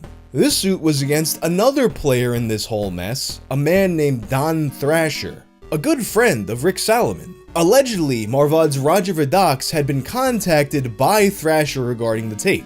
They claimed that they were led to believe that Thrasher had permission to sell this tape, so they bought it from him for $50,000. And after this happened, Thrasher insisted that not only did he have permission to sell this, but he gave Rick Salomon $25,000 from the sale. Salomon, however, claims that Thrasher stole the tape from his apartment and never gave him permission. And here's where it gets even more interesting.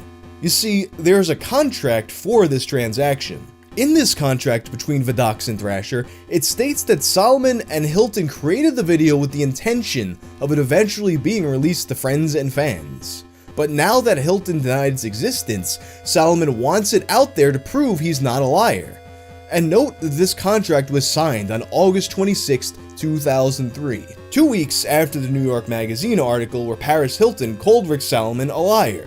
The contract also insists that Salomon must remain confidential in this agreement, as the knowledge that he approves of its release could jeopardize his then marriage to 90210's Shannon Doherty. Shannon Doherty, Paris Hilton, Tommy Pickles, later on Pamela Anderson, twice. This guy gets around. Personally, I find it really strange that this contract spends so much time going into the underlying reasoning for releasing the tape. I would think that the contract would just be, here are your rights, here are your obligations, here are my rights and my obligations. Sign on the dotted line. But the whole thing is just weirdly detailed and personal. And looking at the strange contract, I see two possibilities. Maybe Thrasher really did steal this tape as Rick Salomon claimed, and then he just added all these details to make the lie seem more believable. Or maybe everything in the contract is true and Rick Salomon really did have Thrasher acting on his behalf. If that's the case, Don Thrasher is an absolute moron for not having another contract between himself and Rick Salomon. He would have been leaving himself with absolutely no way to prove that he was telling the truth. And it would have made Rick Salomon completely free to throw Thrasher under the bus if things went wrong. And things did go wrong. Although the more I read about Don Thrasher, who apparently is now a politician in Kentucky. We're here to talk about the restraining orders if you want to. Let's talk about what she did to Dr. Harrison. With several accusations against him from his own party, the more I'm inclined to think that maybe he did steal the tape. Now let's circle back to the fact that the contract says that Rick Salomon and Paris Hilton made this tape with the intention of it eventually being seen by friends and fans. I think this idea is something that a lot of people already thought without ever having seen the contract. Because there's no denying that this video was a major catalyst in Paris Hilton becoming the force she would eventually become. A person who managed to basically turn every scandal into a win and make the blueprint for a person who's famous for being famous. Although there was that one rumor that Paris Hilton was secretly a math genius who was in Mensa, partially spurred on by a strange New York Times article that was later corrected, saying that it misquoted a New Yorker article, but it's a rumor that still persists to this day. The sex tape thing was just taking her appeal to the next level, and the timing was all so convenient. It would be on December 2nd, mere weeks after the leak, that her new TV show, The Simple Life, would premiere on Fox. A show where rich party girls Paris Hilton and Nicole Richie go to live on a farm to experience the simple life. Right at a time when reality shows were just starting to completely dominate primetime.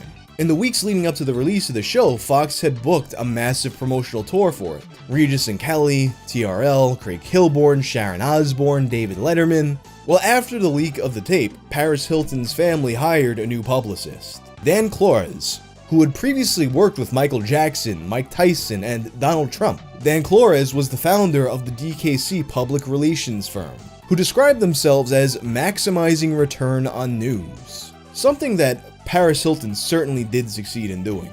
Dan's first order of business? Cancel every single one of these appearances.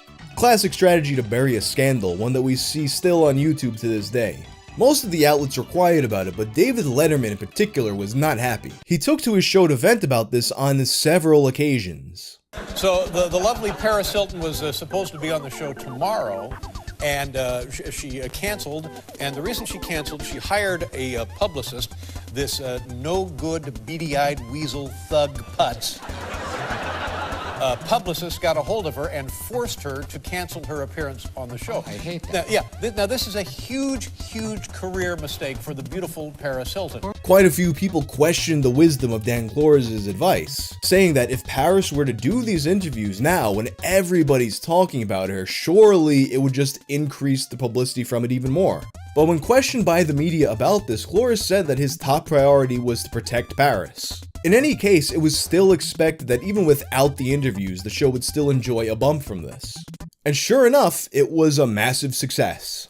Not only did it bring huge ratings in for itself, but it also brought a notable ratings increase for the OC, which aired after it, and That 70s Show, which aired before it. This was a huge win for Fox, which was struggling to compete at the time. But because of the role the video played in this success, a lot of people questioned whether or not Fox or Paris Hilton leaked it on purpose. Both Fox and Paris denied this, and Paris continues to deny it to this day. But a lot of people think they're lying. Especially because after this, people started to see the celebrity sex tape as, in Paris Hilton's own words, a blueprint to become famous. But what do I think? With all the evidence that's available, looking through old articles, videos, interviews, opinions, and posts for hours, my gut feeling is that Paris Hilton is telling the truth. I think it's possible that, as it said in that contract, that maybe back then in 2001 when they made this tape, they had remarked about sharing it with people. But keep in mind that that video was made 2 whole years before the shitstorm. A lot can change in 2 years, especially for a 19-year-old. And in any case, a single scandal can only take you so far. We've seen so many people throughout the years find themselves suddenly in the middle of the big media shitstorm, and then boom, everybody moves on and we never hear from them again.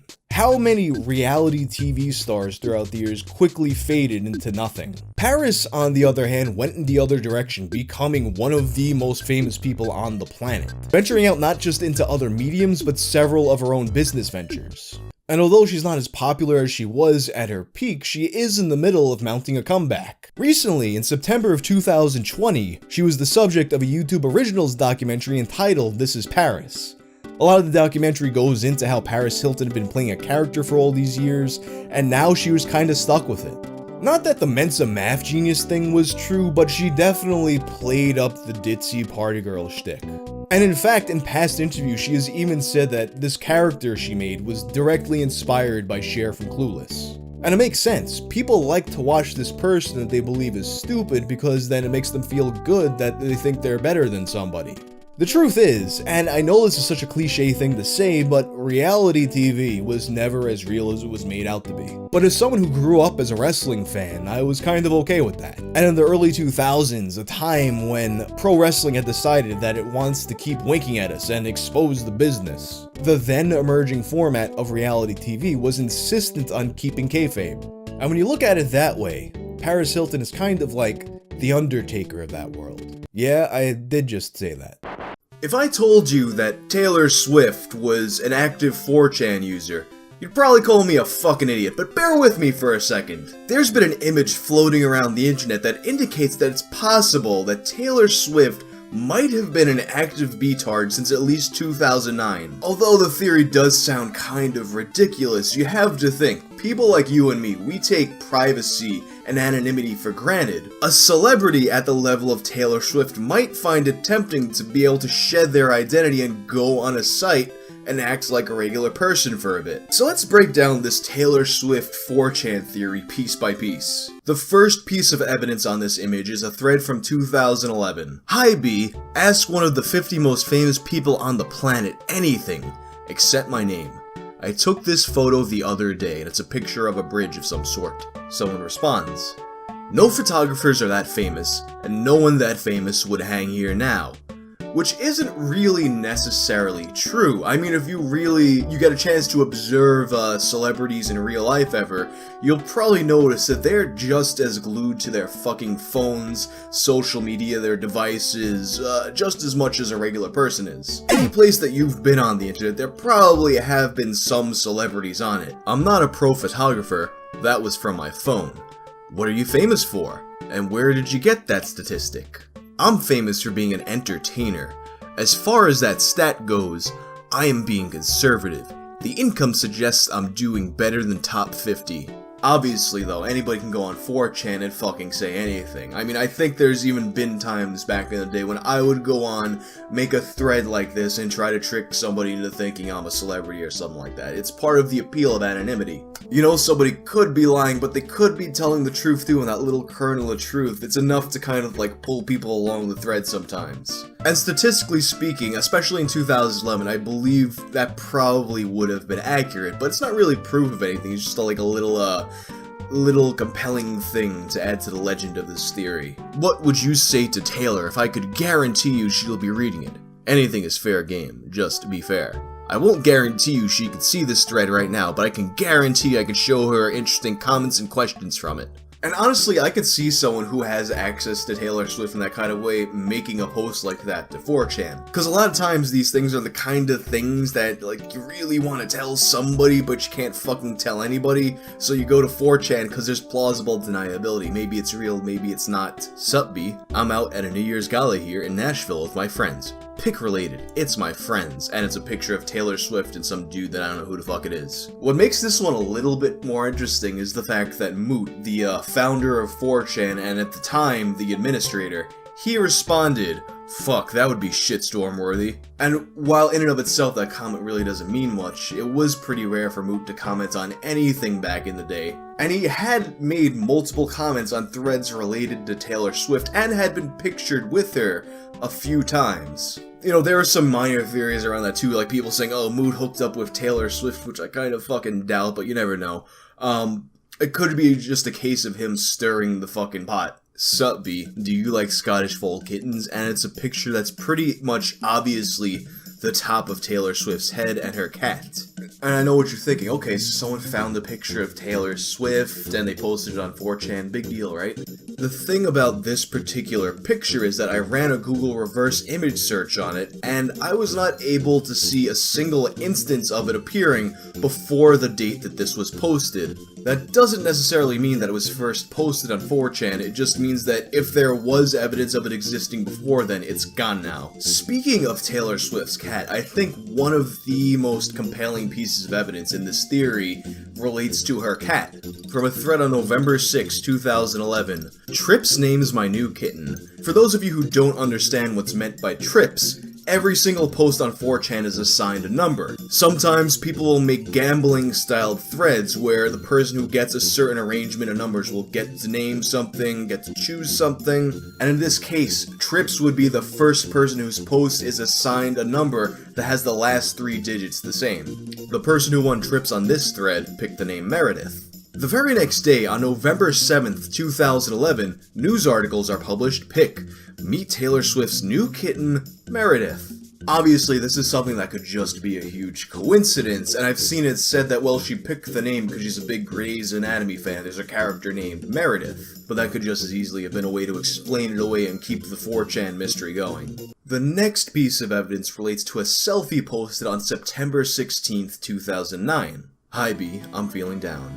Please make me smile. And the picture attached is a selfie from the nose down of a girl in a white shirt who very clearly resembles Taylor Swift. And the thing about 4chan is if somebody posts a picture of what appears to be an attractive girl's mouth, people are gonna dig around and try to find out what else they could possibly fucking find. And as it turns out, people found something. And like many people who have accidentally exposed themselves to doxing on 4chan, this all relates to what's going on in the background. You know, furniture, walls, that's the kind of shit that people use to figure shit out on 4chan sometimes. And in this case, the walls were also found in a YouTube video that Taylor Swift had posted. But this piece of evidence, as it turns out, is actually bullshit. I did a reverse image search on this picture as well, and as it turns out, I was able to find another instance of it in June of 2009. I was only able to find one instance of it on a Spanish-language Selena Gomez fan page, but it's out there. It's out there before this thread was created. So that piece of evidence is not so good. We got another piece posted in 2012 after this theory had gained a little bit of popularity. Doesn't Taylor browse 4chan? Pretty much why I listened to her. I chatted to her once over Omegle. I only told her my first name and I was a bit drunk at the time. I used to go on Omegle with piano and play sad music for people until they clapped. Then they would say I'm a good pianist and I would feel a little better inside. I got to a girl and she was wearing a scarf around her head to look like a mummy. I laughed and she played the Indiana Jones theme. Then she laughed and took the top half off and I waved. She asked why I looked sad. I'd been crying the whole day about my ex-girlfriend. I told her I was tired. She typed, and I asked which country she was in. She said USA. I said I was from Australia and she asked about the kangaroos. I told them in many places people rode kangaroos to work. She wasn't convinced but had a laugh. I made sure to warn her if she ever visits of the drop bears. I have no idea what the fuck a drop bear is. Help me out, Australians. We eventually talked about relationships, and I told her about mine, and I admitted I was pretty depressed and drinking a lot. She told me she had problems with guys in her life. I asked her name, and she said Taylor. I laughed and said the Taylor, and she just smiled. We talked for a few hours about being sad and dealing with life and 4chan, but I thought it would be weird to give her my contact details. Taylor, if you read this, thanks for the chat. I'm still not 100% okay, but I'm getting there. By the way, ironically, we're back together. Now, once again, this is another case of anybody can go on 4chan and say anything, but you have to imagine that there probably are some celebrities out there that would want to use a site like Omegle and perhaps fuck with people a little bit like this.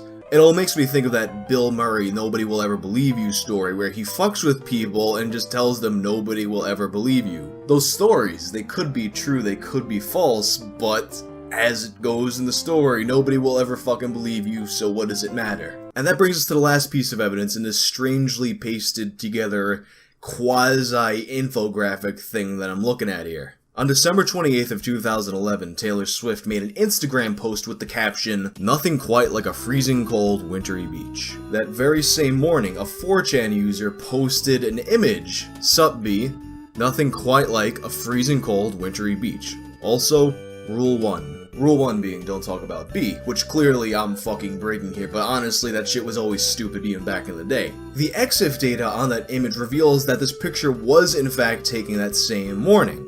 And unfortunately, Taylor Swift's Instagram post is long gone, so we can't really tell what time she posted hers. The allusion to Rule 1 would definitely be a way of saying, hey, I'm here, but I'm not telling anybody, but I know you guys know. It'd be a nice cheeky way of alluding to that if you were Taylor Swift. The fact that the idea of Taylor Swift actually being an active 4chan user became a minor meme of sorts. There's definitely gonna be some people out there muddying the waters, trying to make up more and more posts like this, but that's kind of what reinforces it in some level. Because the more people fuck with it like that, the easier it would be for her to get away with it. So what's the final verdict on all this? It's kind of hard to say for sure. Although none of these pieces of evidence are smoking guns in and of themselves, they do kind of come together to form this picture that makes you think, maybe she's on there.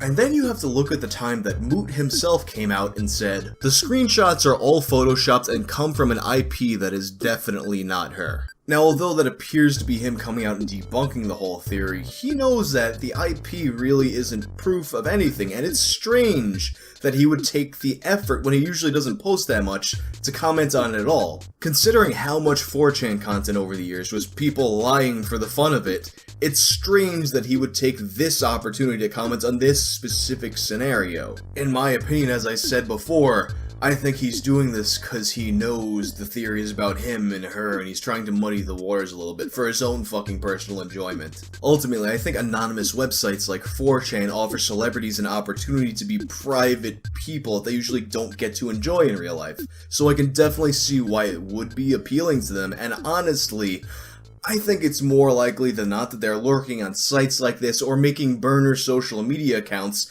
just to kind of get a chance to behave like regular people for a bit. It's like fucking aliens, man. They're out there. Harry Potter is a franchise that needs no introduction, but I'm gonna give it one anyway because that's what you do in a YouTube video. Beginning in 1997 with the novel Harry Potter and the Philosopher's Stone, J.K. Rowling's fantasy world about magical children in wizard school would become one of the biggest media empires in human history. I was actually shocked to learn that the series' lifetime revenue is more than that of Batman, Looney Tunes, Hello Kitty, and all these other massive franchises that had several decades head starts over it. There was a lot of factors that contributed to Harry Potter's nearly unprecedented success, and a big one was how the series matured alongside its audience. With the releases of the original books spanning 10 years from 1997 to 2007, Harry and the other characters were like friends that its young audience literally grew up with. Not me though. I thought Harry Potter was lame as fuck. Like if I was gonna read a book, which I wouldn't, but if I was gonna read a book, it wouldn't be a book about little kids who do magic. But I wasn't really the target audience and I was a bit too old for Harry Potter. But that didn't deter some people, some of whom were much older than me, and took their fandom to uncomfortable lengths. Ladies and gentlemen, this video is about the website that counted down to Hermione Granger's 18th birthday.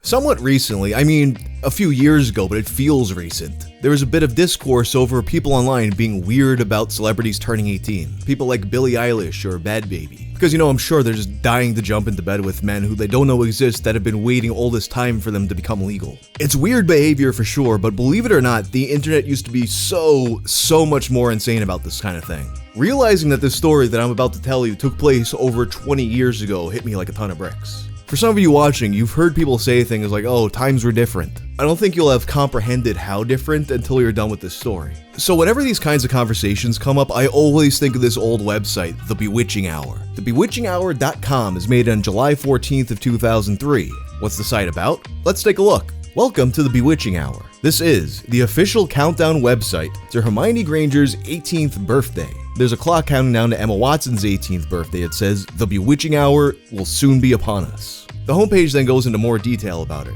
In case you've been camping out in the wilderness or stationed in Guam for the past several years, I suppose I should tell you a little bit about Miss Hermione Granger. First of all, her name is pronounced Hermione, not Hermione. You can remember where the accent goes because it's on the my, as in Hermione is my girl, not yours, which means don't even think about it. Secondly, Hermione is the smartest girl at Hogwarts School of Witchcraft and Wizardry. Way smarter than me, you, or even Harry Potter. She knows a lot about everything, mainly because she reads a lot of books. So you're reading this, and at first you're like, oh, a child wrote this. Like, this is more or less how stan culture kids on Twitter sound.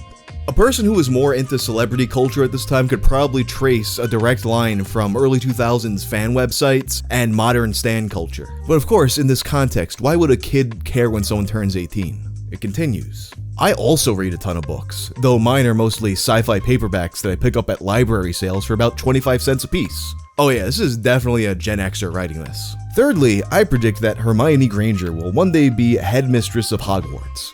If for some reason she doesn't become headmistress, I predict that she'll become one of the greatest witches to ever graduate from Hogwarts. Perhaps she'll be referred to as Hermione the Great, which is already what I call her when I'm showing one of my coworkers the picture of her that I have in my Velcro wallet. She truly is the headmistress of my heart. Finally, he goes on to the purpose of the website. Counting down to New Year's is already old hat. Counting down Casey Kasem's top 40 hits is more like counting down America's top 40 pits. Counting down to a space shuttle launch is about as thrilling as counting down to an office brown bag lunch. No worries, we finally got a countdown you can really sink your teeth into. Although be warned, this young lady knows more than her fair share of counter curses against vampires, if you know what I'm saying. And I think you do. Hermione Granger is well on her way to the ripe old age of 18. The ripe old age. You can get your fill of all the red-hot, sizzling, counting down action you can handle right here at The Bewitching Hour. Enjoy. Now grab your wand and get counting. It's important to note that when this site was made, Emma Watson would have been 14 years old, so this is an incredibly long countdown. But in the meantime, we can kill some of those 4 years by reading the website's information section, which includes trivia like her full name. I never knew that one of her middle names was Dirt. You got stuff like her height, astrological sign, school plays that she did, her pets, her likes and dislikes, that her holiday wish for 2001 was peace between America and Afghanistan. Just a lot of info gathered from various interviews that she did. And while this all might seem kind of crazy and obsessive, basically every celebrity fan page at this time had a section like this. The information section also contains the Emma Watson obsession test. We're about to go Jeff Foxworthy mode on Emma Watson. You might be obsessed with Emma Watson if you go to the hairdresser and you demand straight/wavy blonde hair and a fringe and always wear it in plaits. Every time you see a cat, you call it Bubbles or Domino, which of course were the names of her cats, and that's what people do. They see a cat and they call it their own cat's name for some reason. You tell people to call you Emma. Wait, so does this guy want to date her, or does he want to become her? There's a whole ass list of these, 23 in total. And actually, this too was a common format for these kinds of fan pages. Digging through the ruins of old websites, you'll still find similar early 2000s obsession tests for stuff like the Beatles, Pokemon, Newsies. All in all, this is probably the least abnormal part of this website. It'd be the same as just about any other fan page from this period in time, if not for the fact that it was all built around a 14-year-old turning 18. Now we're off to the pictures section. Here are my favorite pictures of Hermione. She is so damn hot. And it's promo shots from what has to be when she was like 11 or 12. Okay, class, who wants to go out on a date with Jason when you turn 18? Jason, of course, being the person behind this website, but we'll get to that later. There were also some more recent pictures from interviews and some edits featuring that classic Photoshop 3.0 lens flare that was in every other forum signature at the time. And then there's the Christina Aguilera picture. Before working on this video, I hadn't set eyes on this website for like 20 years. And I hadn't remembered the Christina Aguilera picture existing in those 20 years, but now I look at it and it's got this kind of familiarity to it, as if people have been posting it constantly for years. This is a picture I edited in Photoshop. I put Hermione's head on Christina Aguilera's body so that I could see what Hermione will look like when she turns 18. The verdict? Dead sexy. And it kind of looks like if a person with two heads had one of their heads removed. So what kind of person would make a website like this? Let's take a look at the About Me page. The owner identifies himself as Jason Killingsworth and shows this picture of himself in a room full of all of his Harry Potter stuff. Honestly, more hygienic looking than I would have expected, but I guess you never know. Then he goes into his day-to-day life. Let me start by saying that I am a whiz when it comes to computers. I've been programming and coding since I was about 12. I prefer to work my magic in a Unix environment. If you're a muggle when it comes to computer magic, Unix is an operating system. Sort of. It's actually more akin to a class of operating systems. It's what Linux is based on to a large extent. You see, Linux was built to be... Alright, he goes on for a really long time about Linux and Unix, and about how he named his computer mouse Scabbers after Ron's pet rat. He then explains how a coworker introduced him to the books, and he trusted his judgment after he recommended Robert Jordan's Wheel of Time series. Then he explains how he's built his whole office around Harry Potter now. I even have a Harry Potter screensaver on my computer that shows Harry in the middle of a heated Quidditch match, swooping down on his broom, reaching out precariously to grab the golden snitch. Then the phrase, "Can you dig it?" flashes up on the screen. It's pretty awesome. It was well worth the $19.95 I spent on it. Finally, he goes into why he's into Hermione. My favorite character in the Harry Potter books is definitely Hermione. I think that's because I can relate to her so well. She reminds me of when I was a kid with long wavy shoulder-length hair, my hand always shooting up in class to answer whatever question the teacher might volley our way. Sometimes, if she called in someone else, I just shout out the answer before they could even guess. I love books. As you already may have guessed, I was always using my wits to get my friends out of trouble. One night at a D&D role-playing game party in 6th grade, my friend Joey spilled Dr. Pepper all over the couch. I used a special mixture of baking powder, salt, and ground oregano to bring out the stain. We'd always argue over which soft drink had the most caffeine. Those were good times. And the other reason why Hermione is my favorite character is because she is bewitchingly beautiful. To be quite honest, she cast a spell on me from the moment I met her. I guess I should wrap up this up. So I'll leave you with a poem I wrote about my favorite character, Ms. Hermione Granger. Hermione, oh me, oh my. Oh my, oh me, for you I'd die. You charmed me with your wand and smile, and I'd loved you for a long, long while. You raise your hand so high in class, I'd take you on a date, alas. You're not quite old enough, and yet my heart burns for you like a smoldering sunset.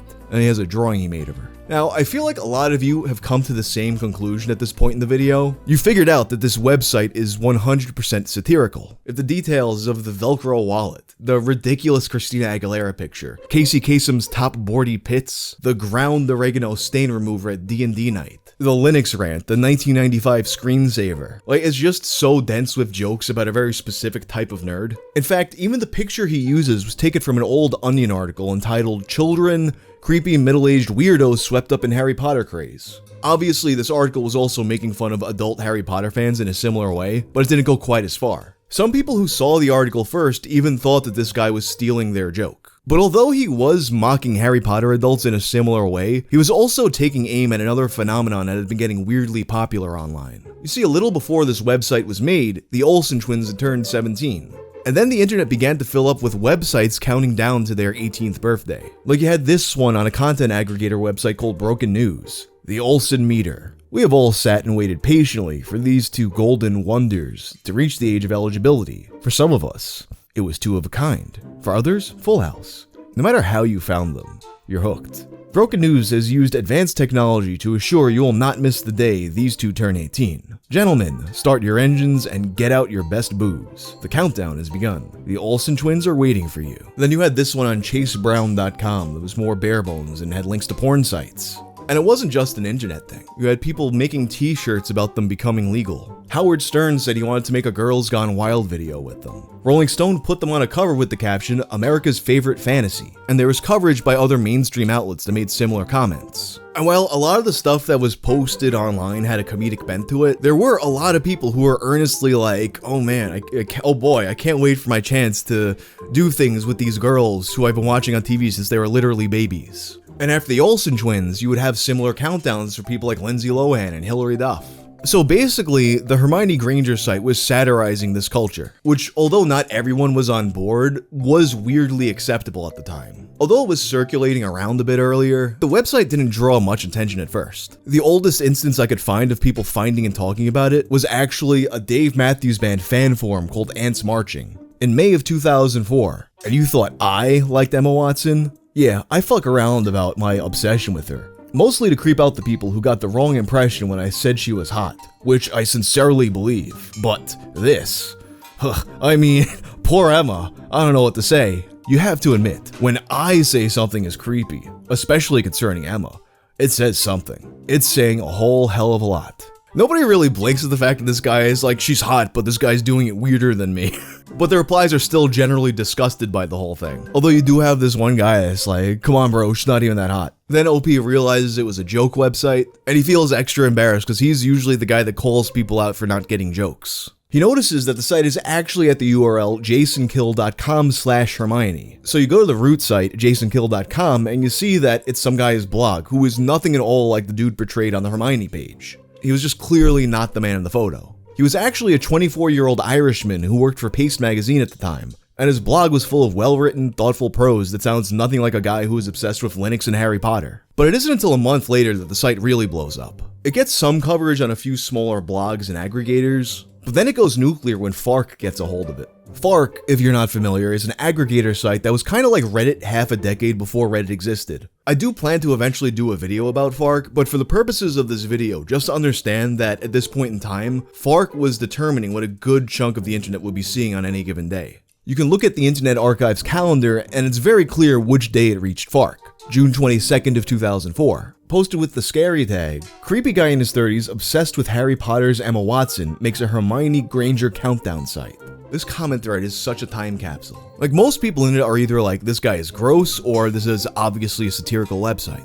But then you have people who are like, well actually, this guy's a whack job, or a not funny wannabe parodist.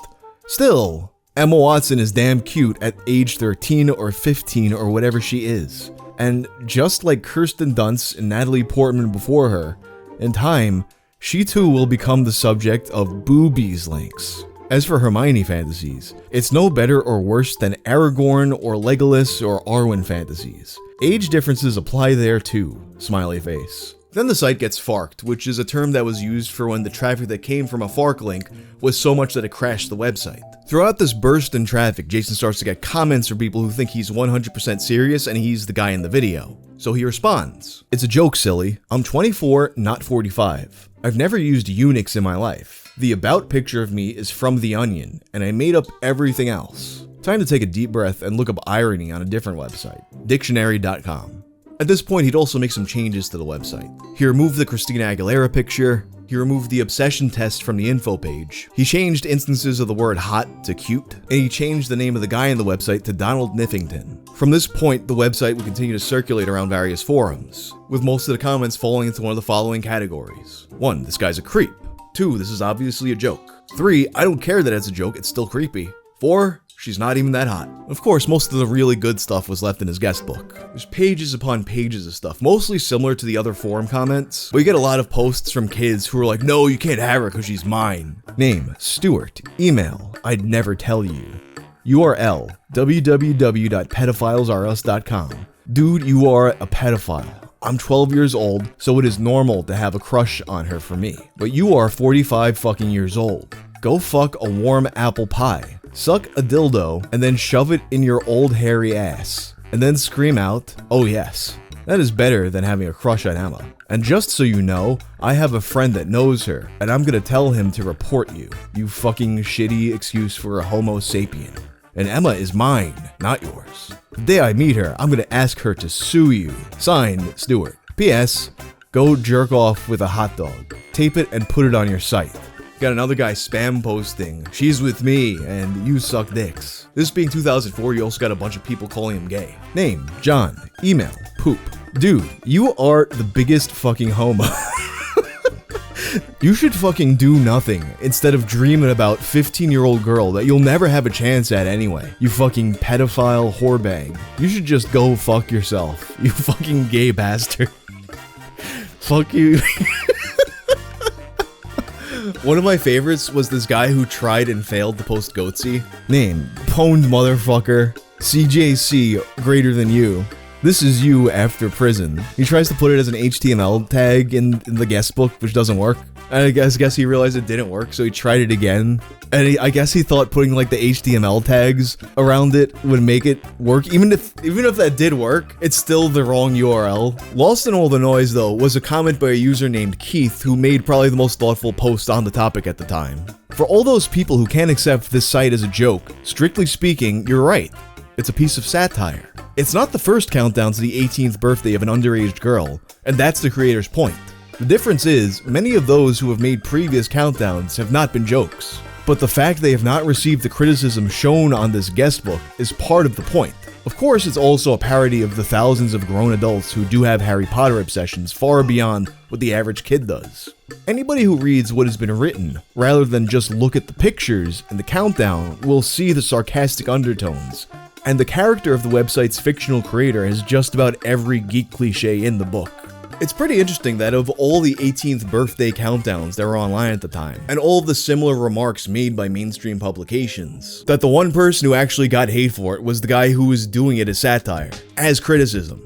The one guy who's trying to demonstrate how the thing that all these websites and all these companies are doing is actually weird as shit. But when Rolling Stone calls the 17-year-old Olsen twins America's favorite fantasy, you're not thinking of the guy sitting there actually fantasizing. Even though, they're basically calling the whole country pedophiles, including you, the reader. But when you have a picture of a guy that's already someone you might think is weird to begin with because he's a nerd that's obsessed with children's books, then you're like, oh, actually, this is not good. And as for the phenomenon of mainstream publications counting down a celebrity's 18th birthdays, Emma Watson herself once recalled an incident that happened on her 18th birthday. I remember on my 18th birthday, I came out of my birthday party and photographers laid down on the pavement and took photographs up my skirt, which were then published on the front of the English tabloids the next morning.